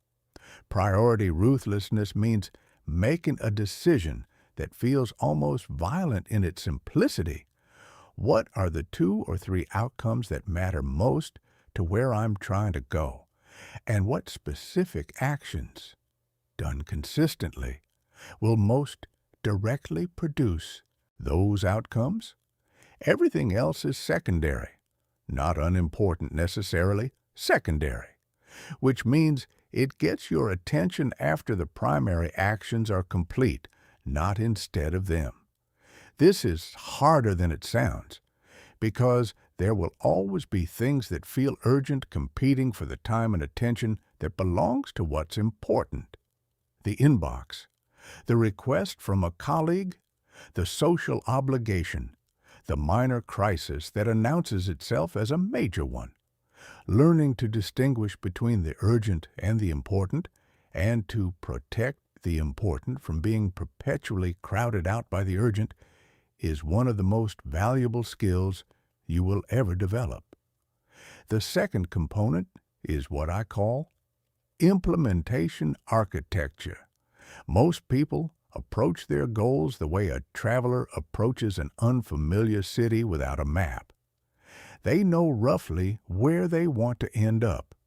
They have good intentions about getting there, but they have no specific route planned, no contingencies for when things go wrong, and no reliable system for navigating the inevitable obstacles. Implementation architecture means deciding in advance and in specific detail exactly how your most important actions will happen. Not, I'll exercise more, but I will walk for 30 minutes every morning at 7 o'clock, immediately after making coffee, before I open my phone. Not, I'll work on my project, but from 9 to 11 every Tuesday and Thursday morning in the corner of the library 3 blocks from my apartment with my phone in my bag and a specific outcome defined for each session. The specificity isn't rigidity. It's protection. It's ensuring that when the moment arrives, there's no decision to be made because the decision was already made in advance. And when there's no decision to be made, resistance has far less to grab onto. Research on behavior change consistently shows that people who plan not just what they'll do, but when, where, and how they'll do it, are dramatically more likely to actually do it. The simple act of making the plan specific and detailed transforms it from an aspiration into something much closer to an inevitability. The third component is resistance management, and this might be the most psychologically nuanced piece of the execution puzzle. Resistance is real. It is not weakness. It is not laziness. It is a predictable, almost mechanical feature of the human mind, a defense mechanism that activates whenever you attempt something that matters, something unfamiliar, or something that requires you to operate outside your established patterns. Stephen Pressfield called it the resistance with a capital R. And he was right that it deserves that kind of respect. Not because it should win, but because pretending it doesn't exist is a losing strategy. You cannot defeat an enemy you refuse to acknowledge. Resistance shows up in dozens of forms. It's the sudden urge to clean your apartment right before you sit down to do important work. It's the inexplicable desire to check your phone one more time before you start. It's the convincing thought that now isn't quite the right time, that you're not quite ready, that you should wait until you have just a little more information, a little more preparation, a little more certainty.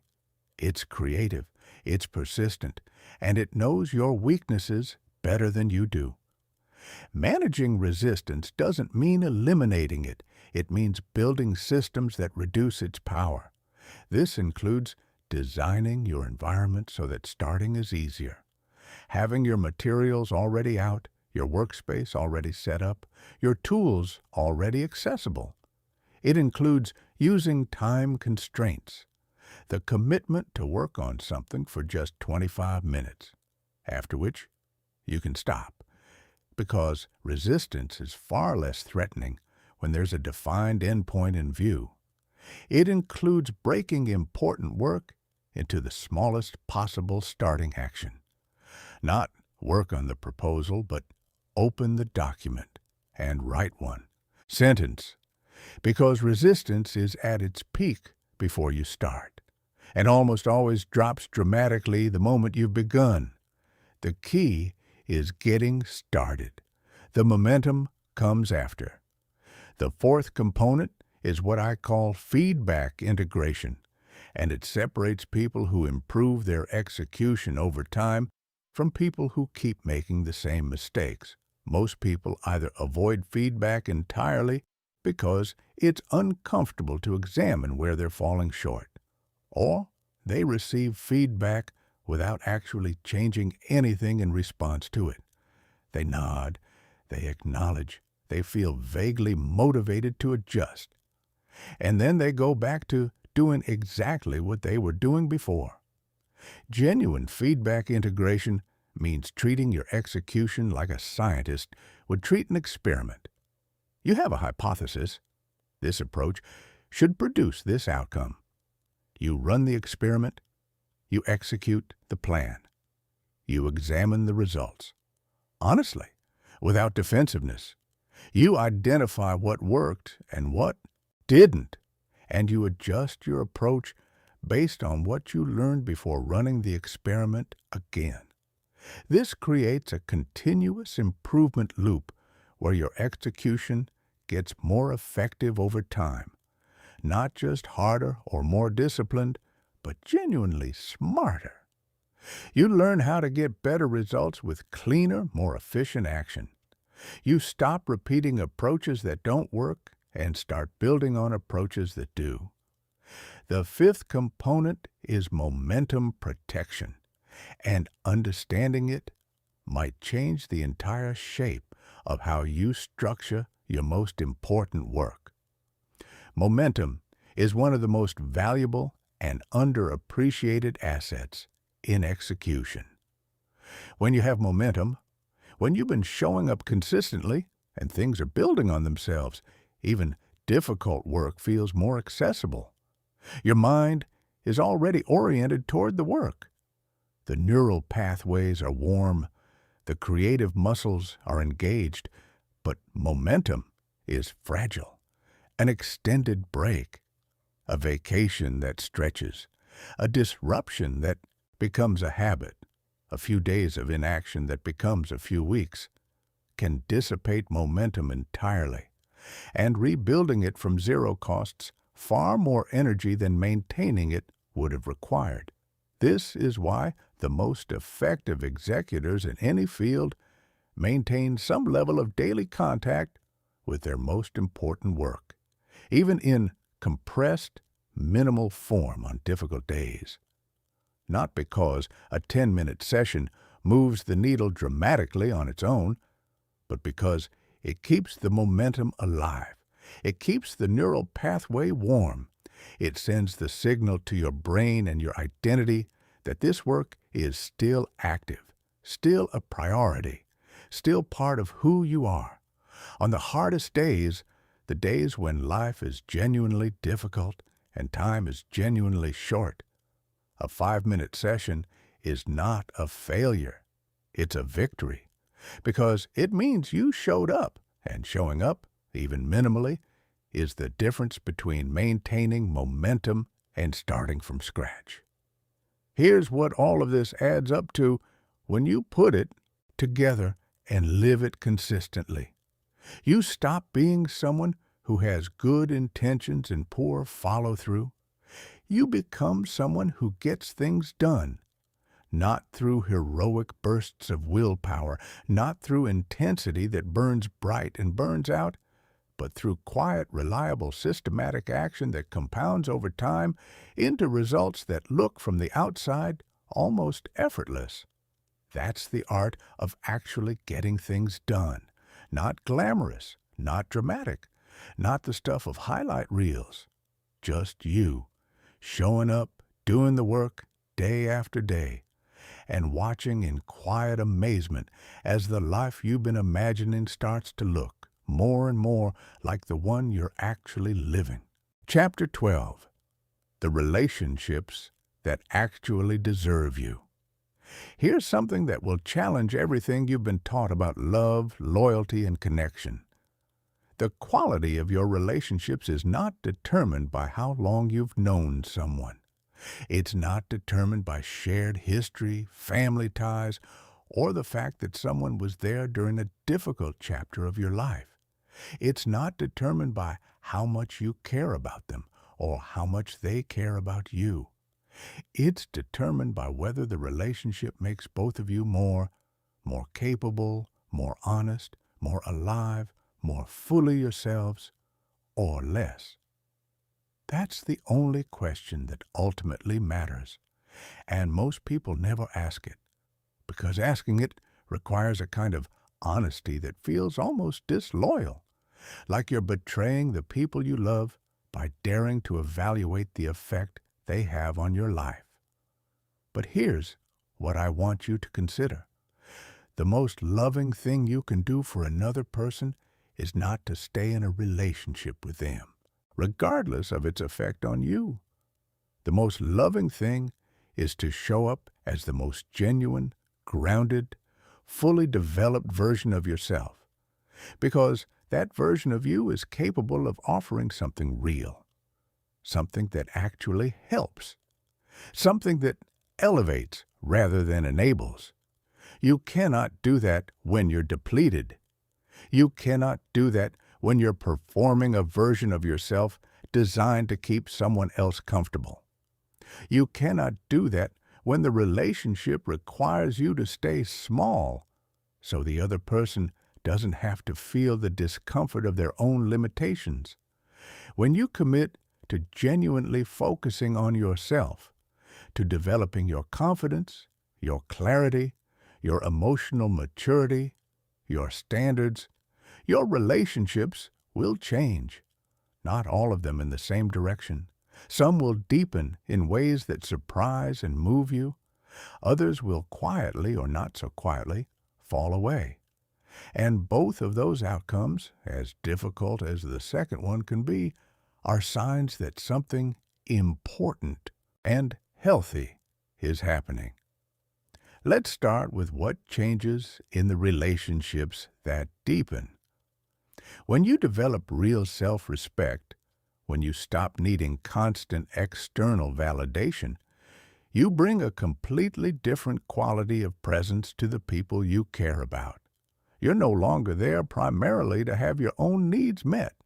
You're there because you genuinely choose to be, because you value the connection for what it actually is, not for what it can provide you. This shifts the entire dynamic. The relationship moves from transactional to genuine, from two people managing their own insecurities together to two people actually seeing each other, from performing connection to experiencing it. When you develop clear boundaries, your relationships become more honest. People know where they stand with you. They know what you're available for and what you're not. They know that your yes is real because your no is also real. This creates a kind of trust that relationships built on endless accommodation never develop. Because in those relationships, nobody ever quite knows if the other person is genuinely present or just going through the motions of agreeableness. When you develop emotional maturity, when you can communicate your needs clearly, manage your reactions thoughtfully, and navigate conflict without collapsing or attacking, the quality of every conversation in your life improves. Misunderstandings get resolved rather than accumulated. Resentments get addressed rather than buried. The relationship actually grows through difficulty rather than just surviving it. And when you develop genuine interests, skills, and a sense of direction, when you become someone who is actively building something with their life, you become more interesting, not in a superficial way, in the way that genuinely engaged, genuinely growing people are interesting, because spending time with them expands your sense of what's possible. The irony is profound. By focusing on yourself, by investing in your own development, rather than pouring all of your attention outward, you become dramatically more valuable to the people you love. Not because you're trying to be, but because fullness is contagious in a way that depletion never is. Now let's talk about the relationships that fall away and why that's not a tragedy, even when it feels like one. When you start honoring your own standards, some people will leave, not always dramatically. Sometimes they just quietly drift, because the dynamic that was keeping them engaged no longer exists. The version of you that was always available, always accommodating, always willing to minimize yourself for their comfort, that version is no longer running the show. And for some people, that version was the entire basis of the relationship. Others will leave loudly. They'll accuse you of changing, and they'll be right, except they'll mean it as a criticism when it's actually a confirmation. They'll say, "You've become selfish, distant, arrogant, difficult." They'll express genuine hurt that you're no longer as available as you once were, and you'll feel the pull of guilt because you care about them, and watching someone hurt because of your choices is genuinely painful. But here's what you need to hold on to in those moments. If a relationship requires you to be less than who you're becoming in order to survive, it was never actually about you. It was about a role you were playing, and you are not obligated to keep playing a role that costs you your potential. The grief of those losses is real. Grieve it honestly. Don't pretend it doesn't hurt. But don't let the grief convince you to go back to a version of yourself that was slowly disappearing anyway. Because on the other side of those losses, in the space created by releasing relationships that required your smallness, something remarkable begins to happen. You start meeting people who don't need you to be small. People who have done their own work, who have their own direction, who are also committed to growing, to building, to becoming more genuinely themselves, who are interested in you, the real you, the growing you, the you that's coming more fully into focus, rather than the accommodating, endlessly available, carefully edited version you used to present to the world. These relationships feel completely different from anything you may have experienced before. There's less drama because both people have the emotional maturity to navigate conflict without it becoming a crisis. There's more honesty because neither person needs to manage the other's fragility. There's more genuine support because both people are invested in each other's growth rather than threatened by it. There's more laughter, more depth, more of the quiet ease that comes from being genuinely known and genuinely accepted, not despite who you are, but because of it. And there's something else these relationships provide that's harder to name, but perhaps most valuable of all. They hold you accountable, not in a harsh or critical way, in the way that people who genuinely believe in your potential hold you to your own highest standards. They notice when you're shrinking. They ask the questions that push you forward. They celebrate your growth in a way that feels real because it comes from people who understand what the growth actually cost you. These relationships become one of the most powerful accelerants of your development because being genuinely seen and genuinely believed in by people who know you deeply creates a kind of confidence and momentum that's almost impossible to manufacture alone. But you have to become someone capable of these relationships first, and that means doing the work we've been discussing throughout this book. You can't attract emotionally healthy relationships while you're still operating from emotional patterns that create unhealthy ones. You can't expect reciprocity from others if you haven't learned to honor your own needs first.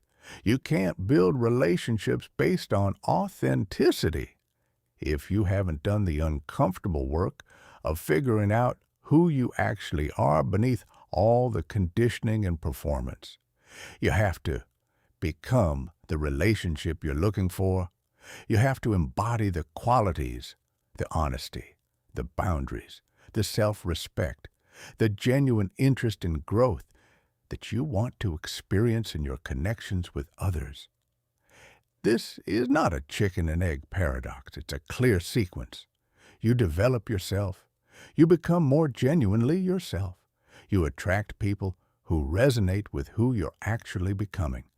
And those people, the right ones, will see you in ways that accelerate your becoming even further. There's one more dimension of the relationship revolution I want to leave you with, and it has to do with solitude. One of the most counterintuitive discoveries you'll make as you develop genuine self-respect and internal security is this: being alone stops being frightening and starts being nourishing.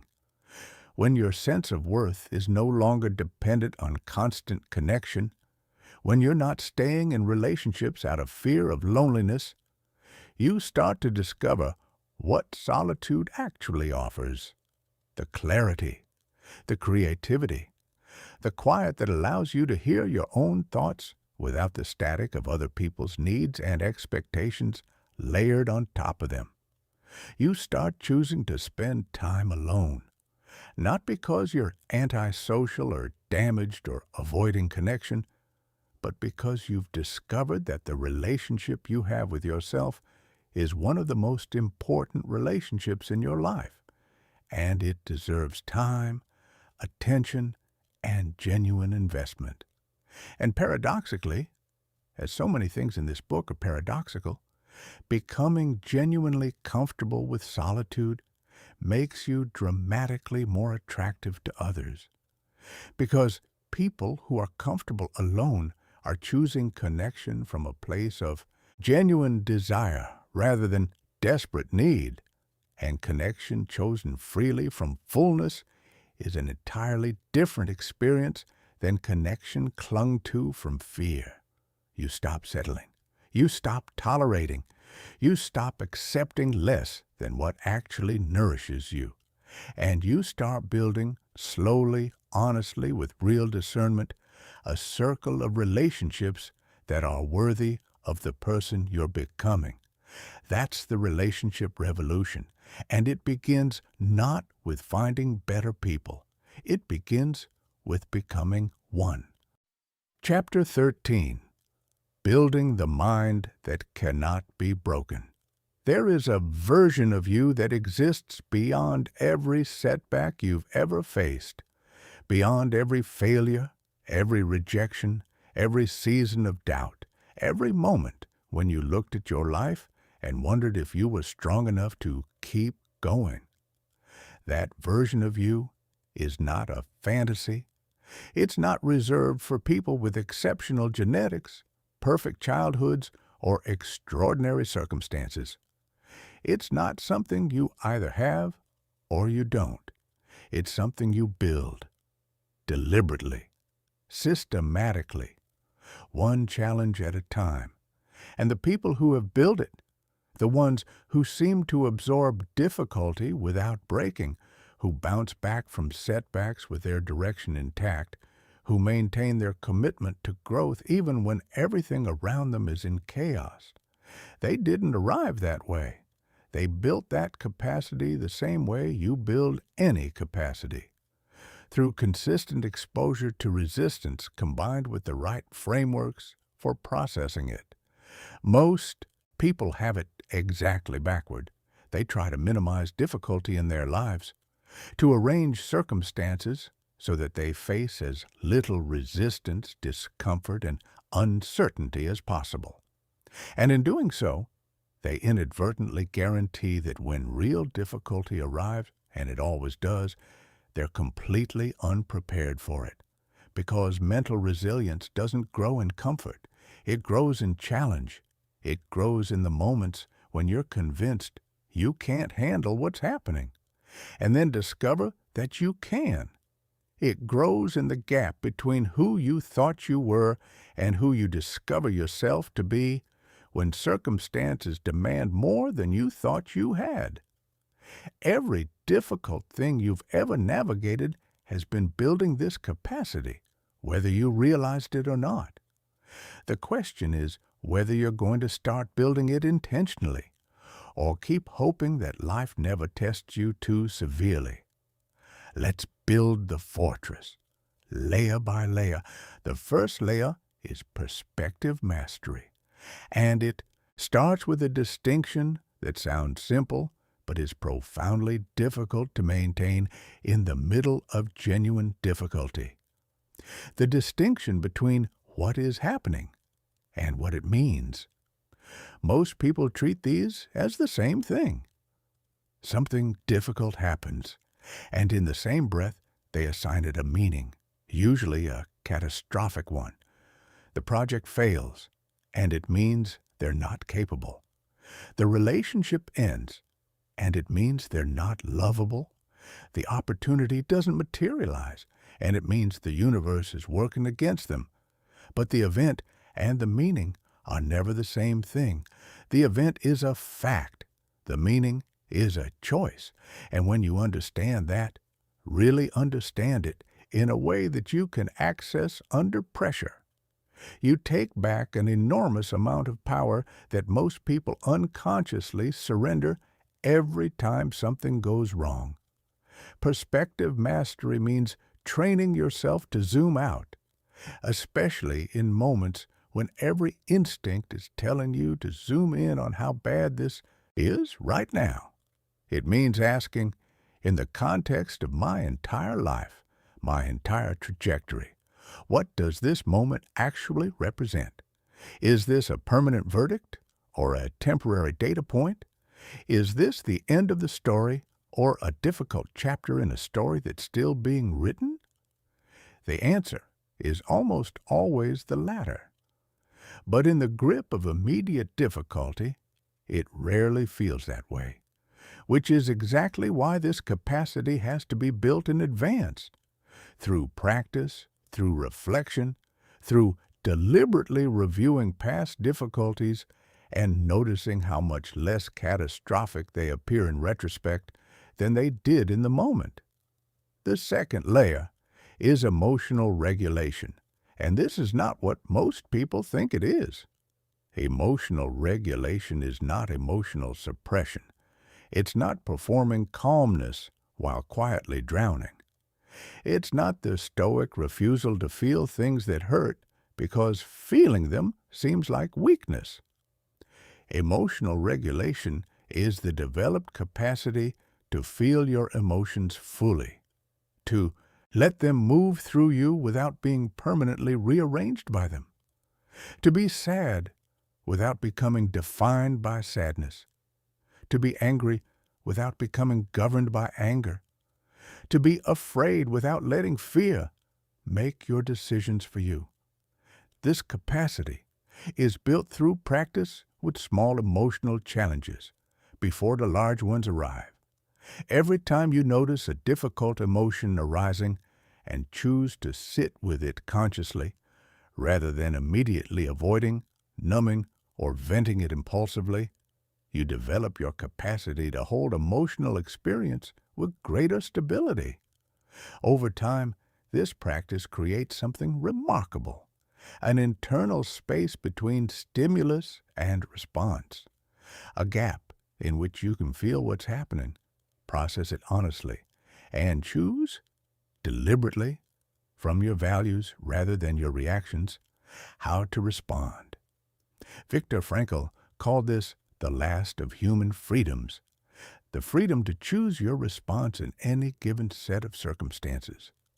Building emotional regulation is the practice of widening that freedom, of expanding the space between what happens to you and what you do with it. The third layer is meaning-making mastery, and this might be the most important psychological skill in this entire book. Human beings are meaning-making creatures. We don't just experience events, we interpret them. We tell ourselves stories about what they signify, what they say about us, what they predict for our future, and those stories, not the events themselves, determine how those events affect our lives.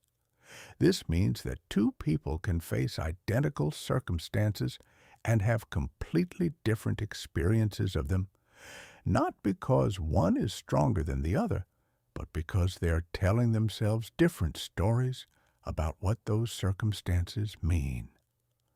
The person who loses their job and tells themselves this is evidence that they're not valuable will have a fundamentally different experience and fundamentally different next 3 months than the person who loses their job and tells themselves this is the disruption that was necessary to push them toward something better, aligned with who they're becoming. Neither story is guaranteed to be true, but one of them empowers action, growth, and forward movement, and the other one doesn't. Meaning-making mastery means becoming conscious of the stories you're telling yourself, especially during difficulty, and asking whether those stories are accurate, useful, and aligned with who you're committed to being. It doesn't mean lying to yourself. It doesn't mean pretending difficult things aren't difficult. It means being as rigorous about the stories you tell as you would be about any other kind of thinking, questioning assumptions, examining evidence, and choosing interpretations that support your growth rather than your limitation. The fourth layer is narrative control, and it builds directly on meaning-making mastery. Your life has a narrative, a story you tell yourself about who you are, how you got here, what's possible for you, and where you're headed. Most people have inherited this narrative rather than chosen it. It was written by their earliest experiences, their family dynamics, their cultural conditioning, and the most painful moments of their past. And unless you examine it deliberately, that inherited narrative will run your life from the background, shaping what you attempt, what you believe you deserve, what you think is possible, without you ever consciously agreeing to let it. Narrative control means becoming the author of your own story rather than the character in someone else's version of it. It means examining the narrative you've been living by and asking honestly, is this story true? Is it serving me? Is it the story I would choose if I were writing it consciously? Where the answer is no, where you find inherited stories that are limiting, distorting, or simply inaccurate, you revise them. Not through wishful thinking, but through the accumulation of new evidence, new experiences, and new choices that support a different, more empowering narrative about who you are and what you're capable of. This process is ongoing. It doesn't happen once in a breakthrough moment. It happens continuously through the daily practice of noticing the stories running in the background and choosing again and again to tell better ones. The fifth layer is what I call deliberate stress inoculation, and it's the most physically concrete of all the fortress components. The premise is simple.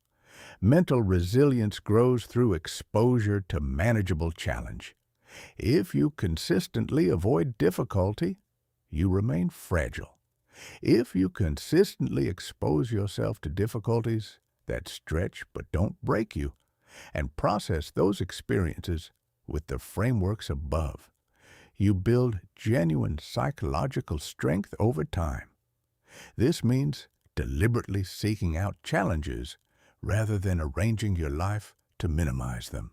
It means having the difficult conversation instead of avoiding it, taking on the project that genuinely intimidates you, pursuing the goal that feels too ambitious for who you currently are, putting your work into the world before you feel completely ready.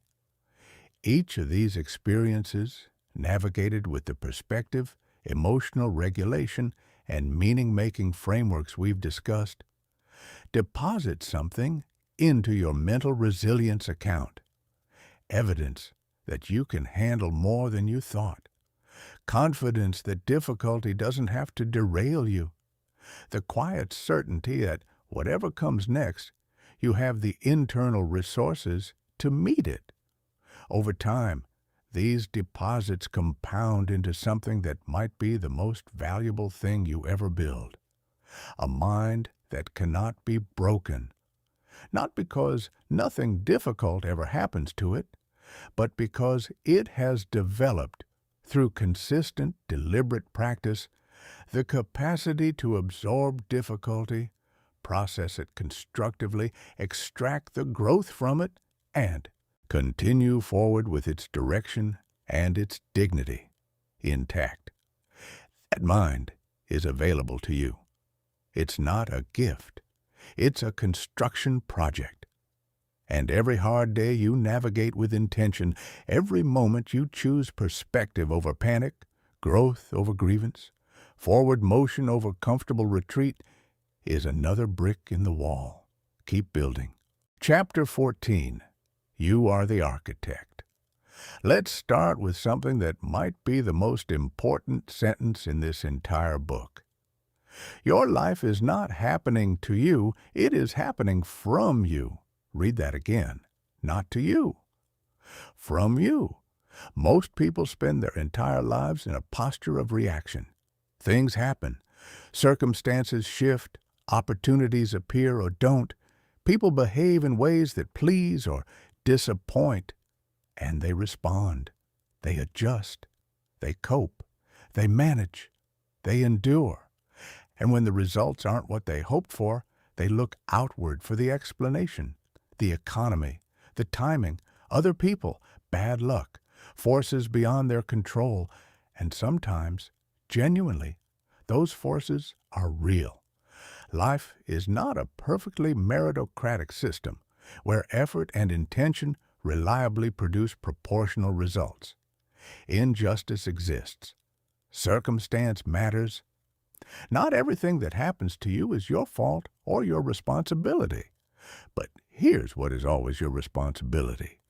Your response. Your choices. Your standards. The quality of attention and intention you bring to every situation you encounter. The internal environment you cultivate that shapes every external result you produce. Because here's what the most honest examination of your life will reveal if you're willing to look unflinchingly. Your external world is largely a mirror of your internal world. The quality of your relationships reflects the standards you've accepted. The quality of your work reflects the standards you've set for yourself. The opportunities available to you reflect the preparation you've invested in. The energy of your daily life reflects the inputs you've chosen and the outputs you've permitted. This is not a comfortable truth. It is, in fact, one of the most confronting things you can genuinely absorb, because it eliminates the comfort of blame. It removes the relief of victimhood. It asks you to look at every area of your life that isn't working and ask, honestly, without defensiveness, what role have I played in creating this? But this confrontation, as uncomfortable as it is also the gateway to the most profound form of freedom available to you. Because if your internal world shapes your external world, if your beliefs, standards, habits, and choices are genuinely reflected in your circumstances, then changing your internal world changes everything. Not eventually, not theoretically. Actually, this is what I mean when I say, you are the architect. Not that you can control everything that happens, but that you have far more creative power over your experience of life than most people ever claim. And claiming that power, fully, without reservation, is the beginning of everything. The first principle of conscious reality creation is environmental design. And it begins with a recognition that most people resist. Your environment is shaping you more profoundly and more continuously than you are shaping it. Your physical space is communicating something to your nervous system constantly. A cluttered, disorganized environment signals to your brain that chaos is normal, and your thinking and behavior subtly align with that signal.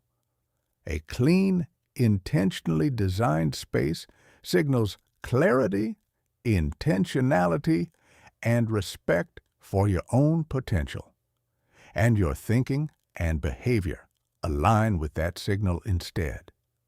The people around you are communicating something to your nervous system constantly.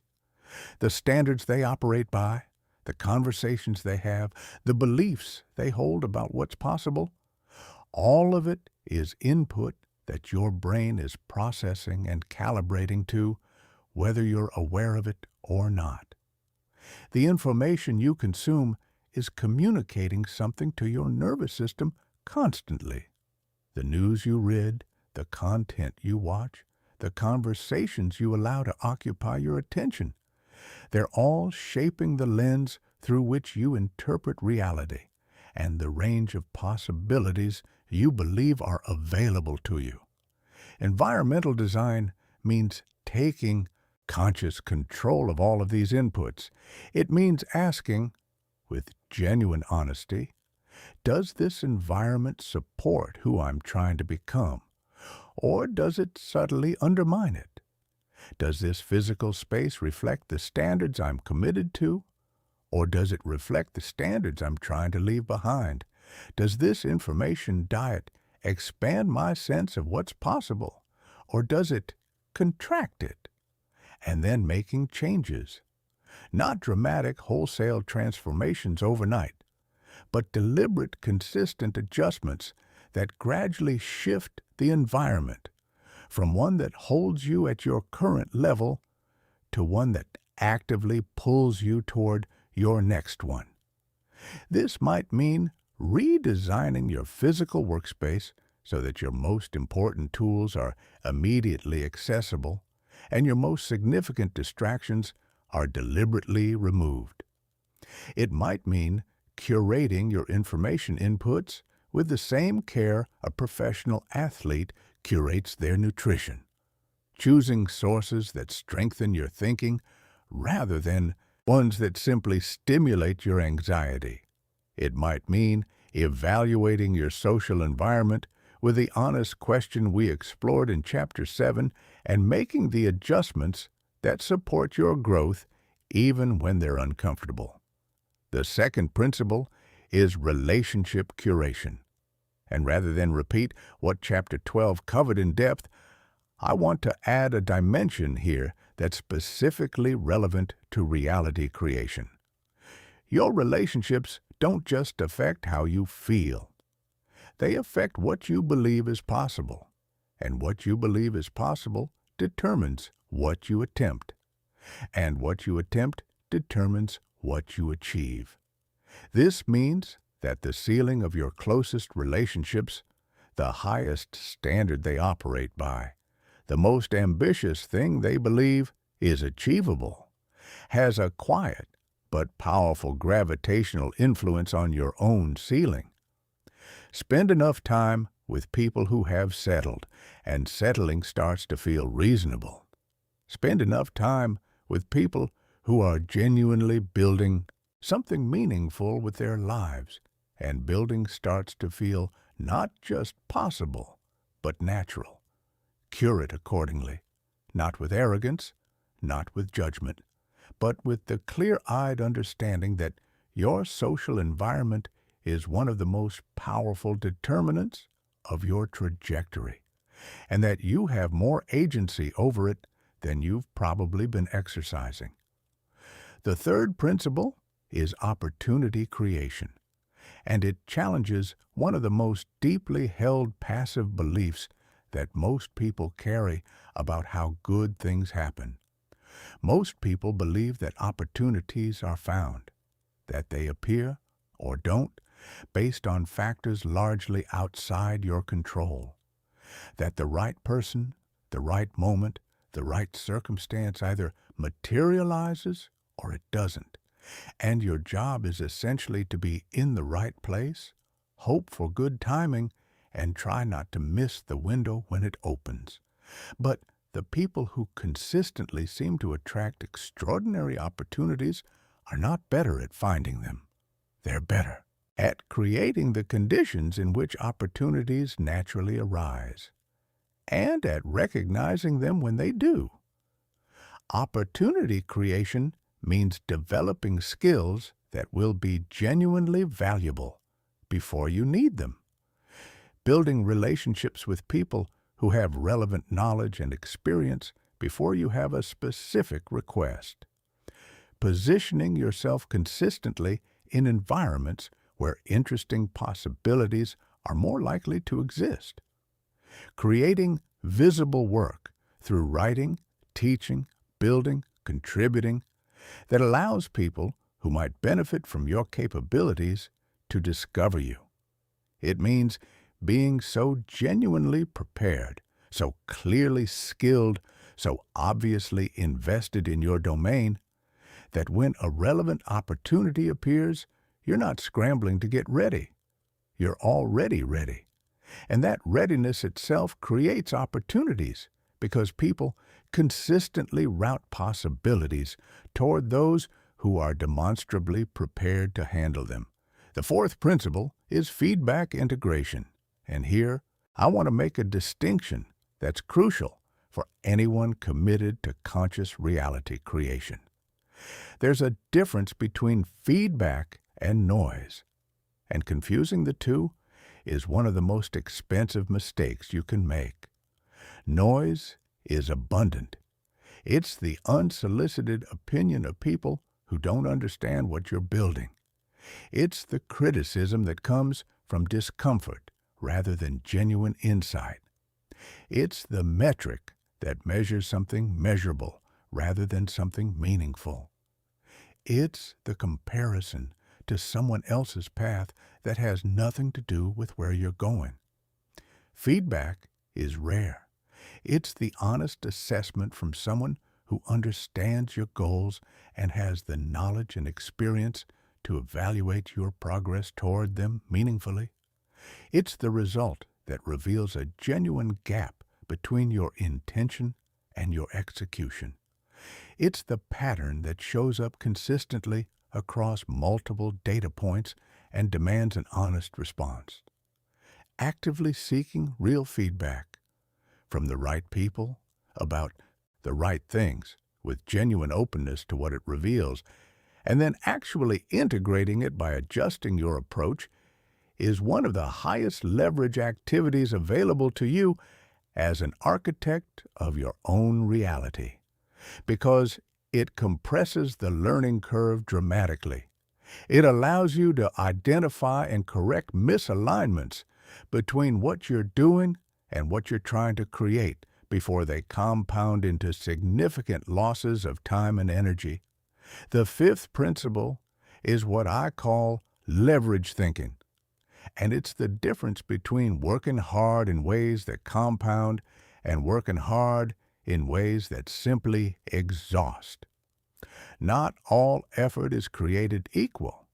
Some actions, when taken consistently, create returns that extend far beyond the action itself because they develop capabilities, build relationships, or create assets that keep generating value long after the initial effort.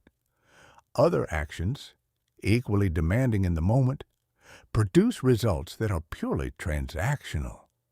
You get exactly what that action produces, nothing more, and the moment you stop taking it, the returns stop arriving. Leverage thinking means consistently asking, of all the things I could invest my time and energy in right now, which ones will create the most disproportionate return over time? Which capabilities, if developed, will make every other area of my life easier?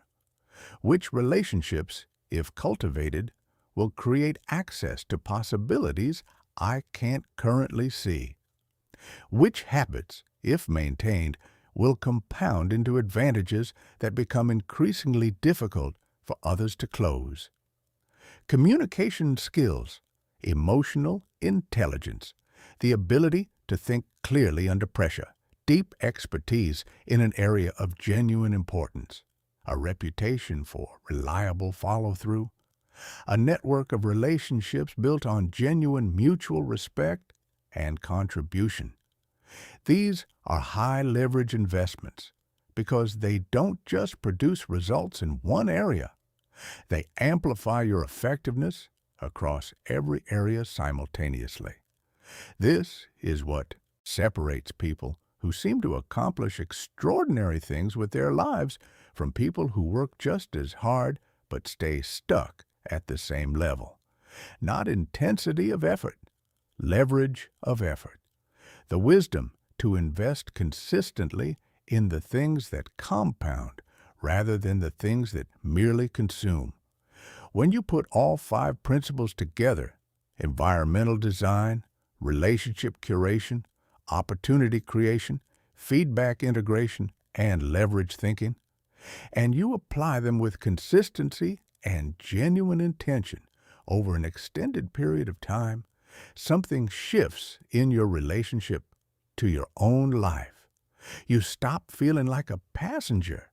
You stop feeling like circumstances are something that happened to you and then have to be managed. You start feeling, and more importantly, start being, someone who is genuinely shaping their experience, who is making real choices about where their attention goes, what they're building, who they're becoming, and what kind of life is being constructed through the accumulated weight of their daily decisions. That shift from passenger to architect is not dramatic. It doesn't happen in a single revelation. It builds gradually through the consistent application of the principles in this book, through the daily practice of showing up as someone who is consciously creating rather than passively receiving. But when it happens, when you genuinely feel yourself moving from reaction to creation, it changes the entire quality of your experience of being alive, because you realize, perhaps for the first time at a level that goes beneath intellectual understanding and becomes lived experience, that this life, your specific, one-of-a-kind, irreplaceable life, is yours to build, not to find, not to wait for, not to hope comes together eventually if circumstances cooperate. To build right now with the materials you already have, from exactly where you already are. You are the architect. It's time to start designing. Chapter 15. The person you've always been becoming. You made it here, not just to the final chapter of this book, but to this moment, this specific, unrepeatable moment where something inside you has shifted, even if you can't quite name it yet, where the way you see yourself, your potential, and your responsibility to your own life has quietly but permanently changed. That shift matters more than you might realize right now, because most people will read something like this, feel genuinely moved, genuinely inspired, genuinely convinced that things are going to be different, and then return, almost imperceptibly, to the life they had before, not out of weakness, not out of dishonesty, but because transformation without a foundation crumbles the moment real life reasserts itself. So before we close, I want to give you that foundation, not as a summary of everything we've covered, but as something deeper, a way of understanding what this entire journey is actually about and why it's not only possible for you, but inevitable when you commit to it fully. Here's the truth I want to leave you with. You have never not been becoming who you're going to be. Every experience you've had, every challenge you've navigated, every moment of doubt, and every moment of surprising strength, all of it has been quietly shaping the person you're in the process of becoming. Nothing has been wasted, not even, especially not, the difficult parts. The question has never been whether you're capable of transformation. The evidence of your resilience your adaptability, your ability to survive and grow through difficulty is already woven into your history. You've already done harder things than most of what this book is asking of you. The question has always been whether you'll choose it consciously, whether you'll stop leaving your becoming to chance and circumstance and start directing it with intention and care. That's the invitation of focusing on yourself, not to become someone unrecognizable, not to abandon your values, your relationships, or your genuine care for others, but to take the same energy you've been pouring outward into managing other people's needs, into seeking external validation, into maintaining relationships and roles that require you to be less than you are, and redirect a meaningful portion of it inward toward your own development, your own clarity, your own becoming, and to discover in doing so that the most generous thing you can offer the world is not your depletion, it's your wholeness.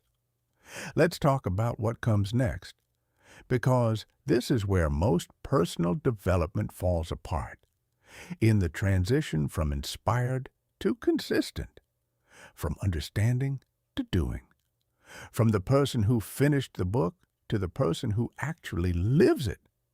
The transformation you're capable of is not a destination. It's not a state you arrive at and then maintain effortlessly.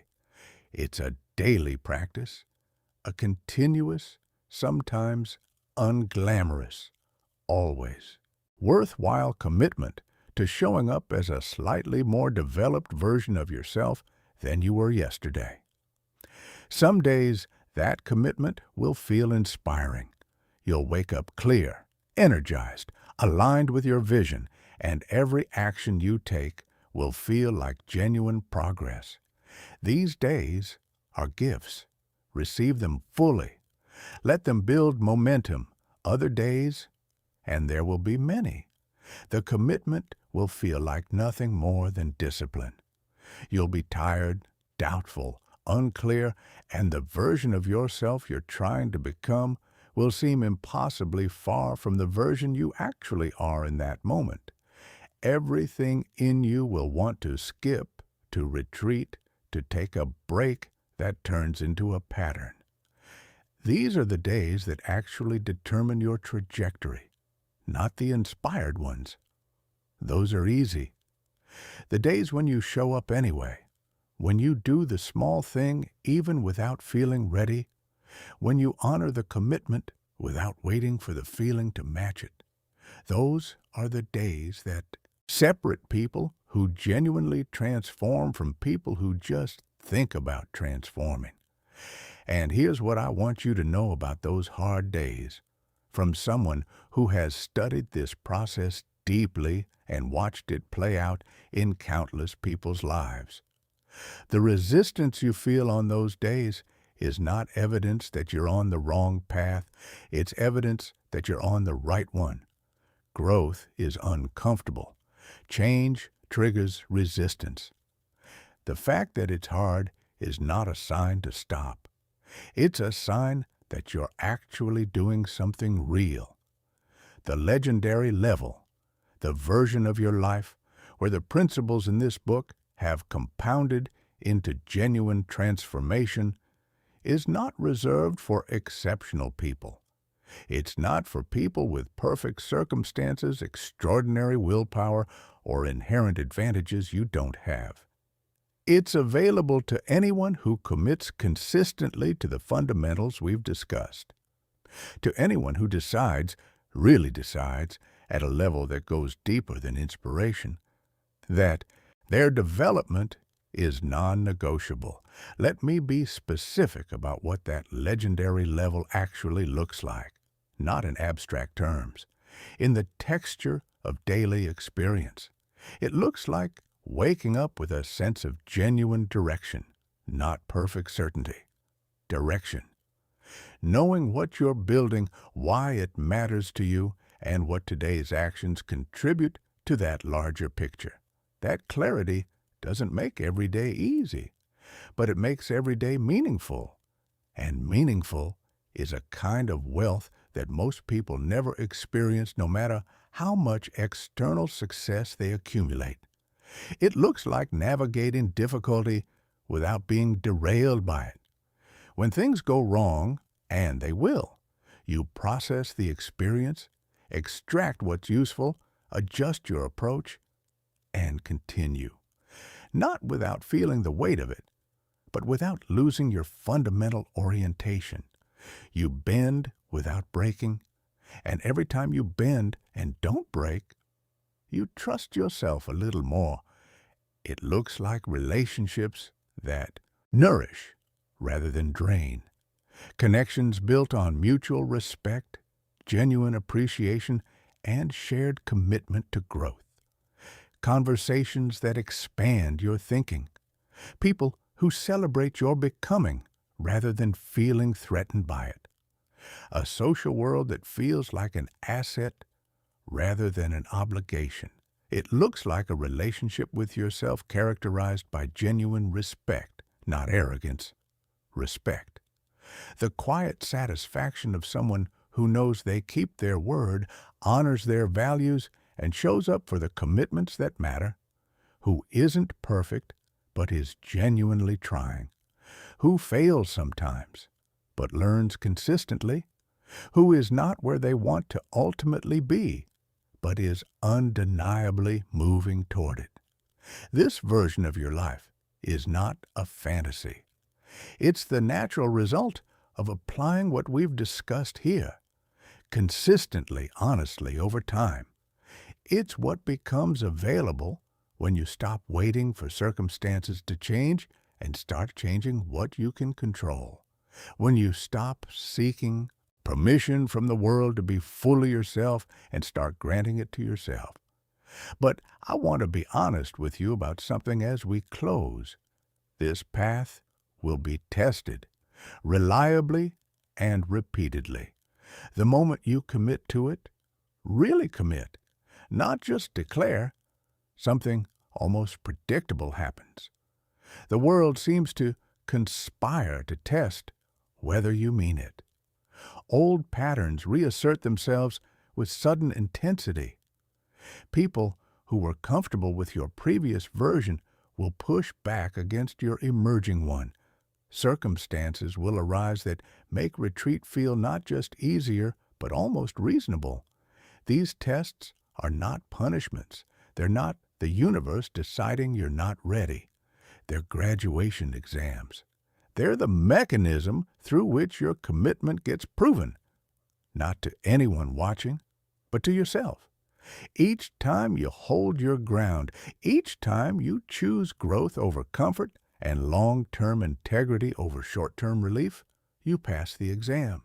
And passing changes you, not dramatically, quietly, profoundly. You become someone who has earned their own trust. And that earned trust, that deep, lived, evidence-based knowledge that you can rely on yourself when it matters, is the foundation everything else is built on. There's a final thing I want to say, and I want you to really hear it. The journey we've been discussing throughout this book, the journey of genuinely focusing on yourself, of developing your potential, of building your confidence and your boundaries and your vision and your resilience. This journey is not separate from your love for the people in your life. It is not in competition with your care for the world. It is the most generous expression of it, because when you become the most developed version of yourself, when you show up with your energy full, your clarity intact, your confidence genuine, and your values clear, you offer something to the people in your life that no amount of self-sacrifice ever could. You offer them a model, living proof that it's possible to grow, to evolve, to become more genuinely oneself without losing your capacity for love, connection, and contribution. You give them, through your example not your words, permission to do the same, to take their own development seriously, to stop treating their potential like an indulgence and start treating it like a responsibility. Your becoming is a gift, not just to yourself, to every person whose life intersects with yours, to every person who watches you and thinks, quietly, maybe secretly, that if you can do it, maybe they can too. This is why the power of focusing on yourself is not selfishness. It never was. It's the most expansive form of generosity available to you, because it multiplies. It radiates outward. It creates permission and possibility in ways that depletion, sacrifice, and self-neglect never can and never will. So here is where we end, and here is where you begin. Not with a grand dramatic declaration, not with a complete overhaul of everything at once, but with one small, real, honest choice made today, and then again tomorrow, and then again the day after that. One kept promise to yourself, one boundary honored, one moment of choosing your growth over someone else's comfort with your limitation. One day of showing up for the person you're becoming, even when the person you currently are would rather not. That's it. That's the whole practice. Small, consistent, honest, compounding, and somewhere down the road, sooner than you think and later than you want, which is exactly how all meaningful things arrive. You'll look back at this moment, at the version of yourself that read these words, felt something shift, and decided to take it seriously. And you'll recognize something that's both humbling and exhilarating. That person you're becoming, the one who is confident without needing approval, clear without needing permission, generous without needing depletion, and fully alive in a way that lights up every room they enter. You were always becoming them. You just needed to choose it. Choose it.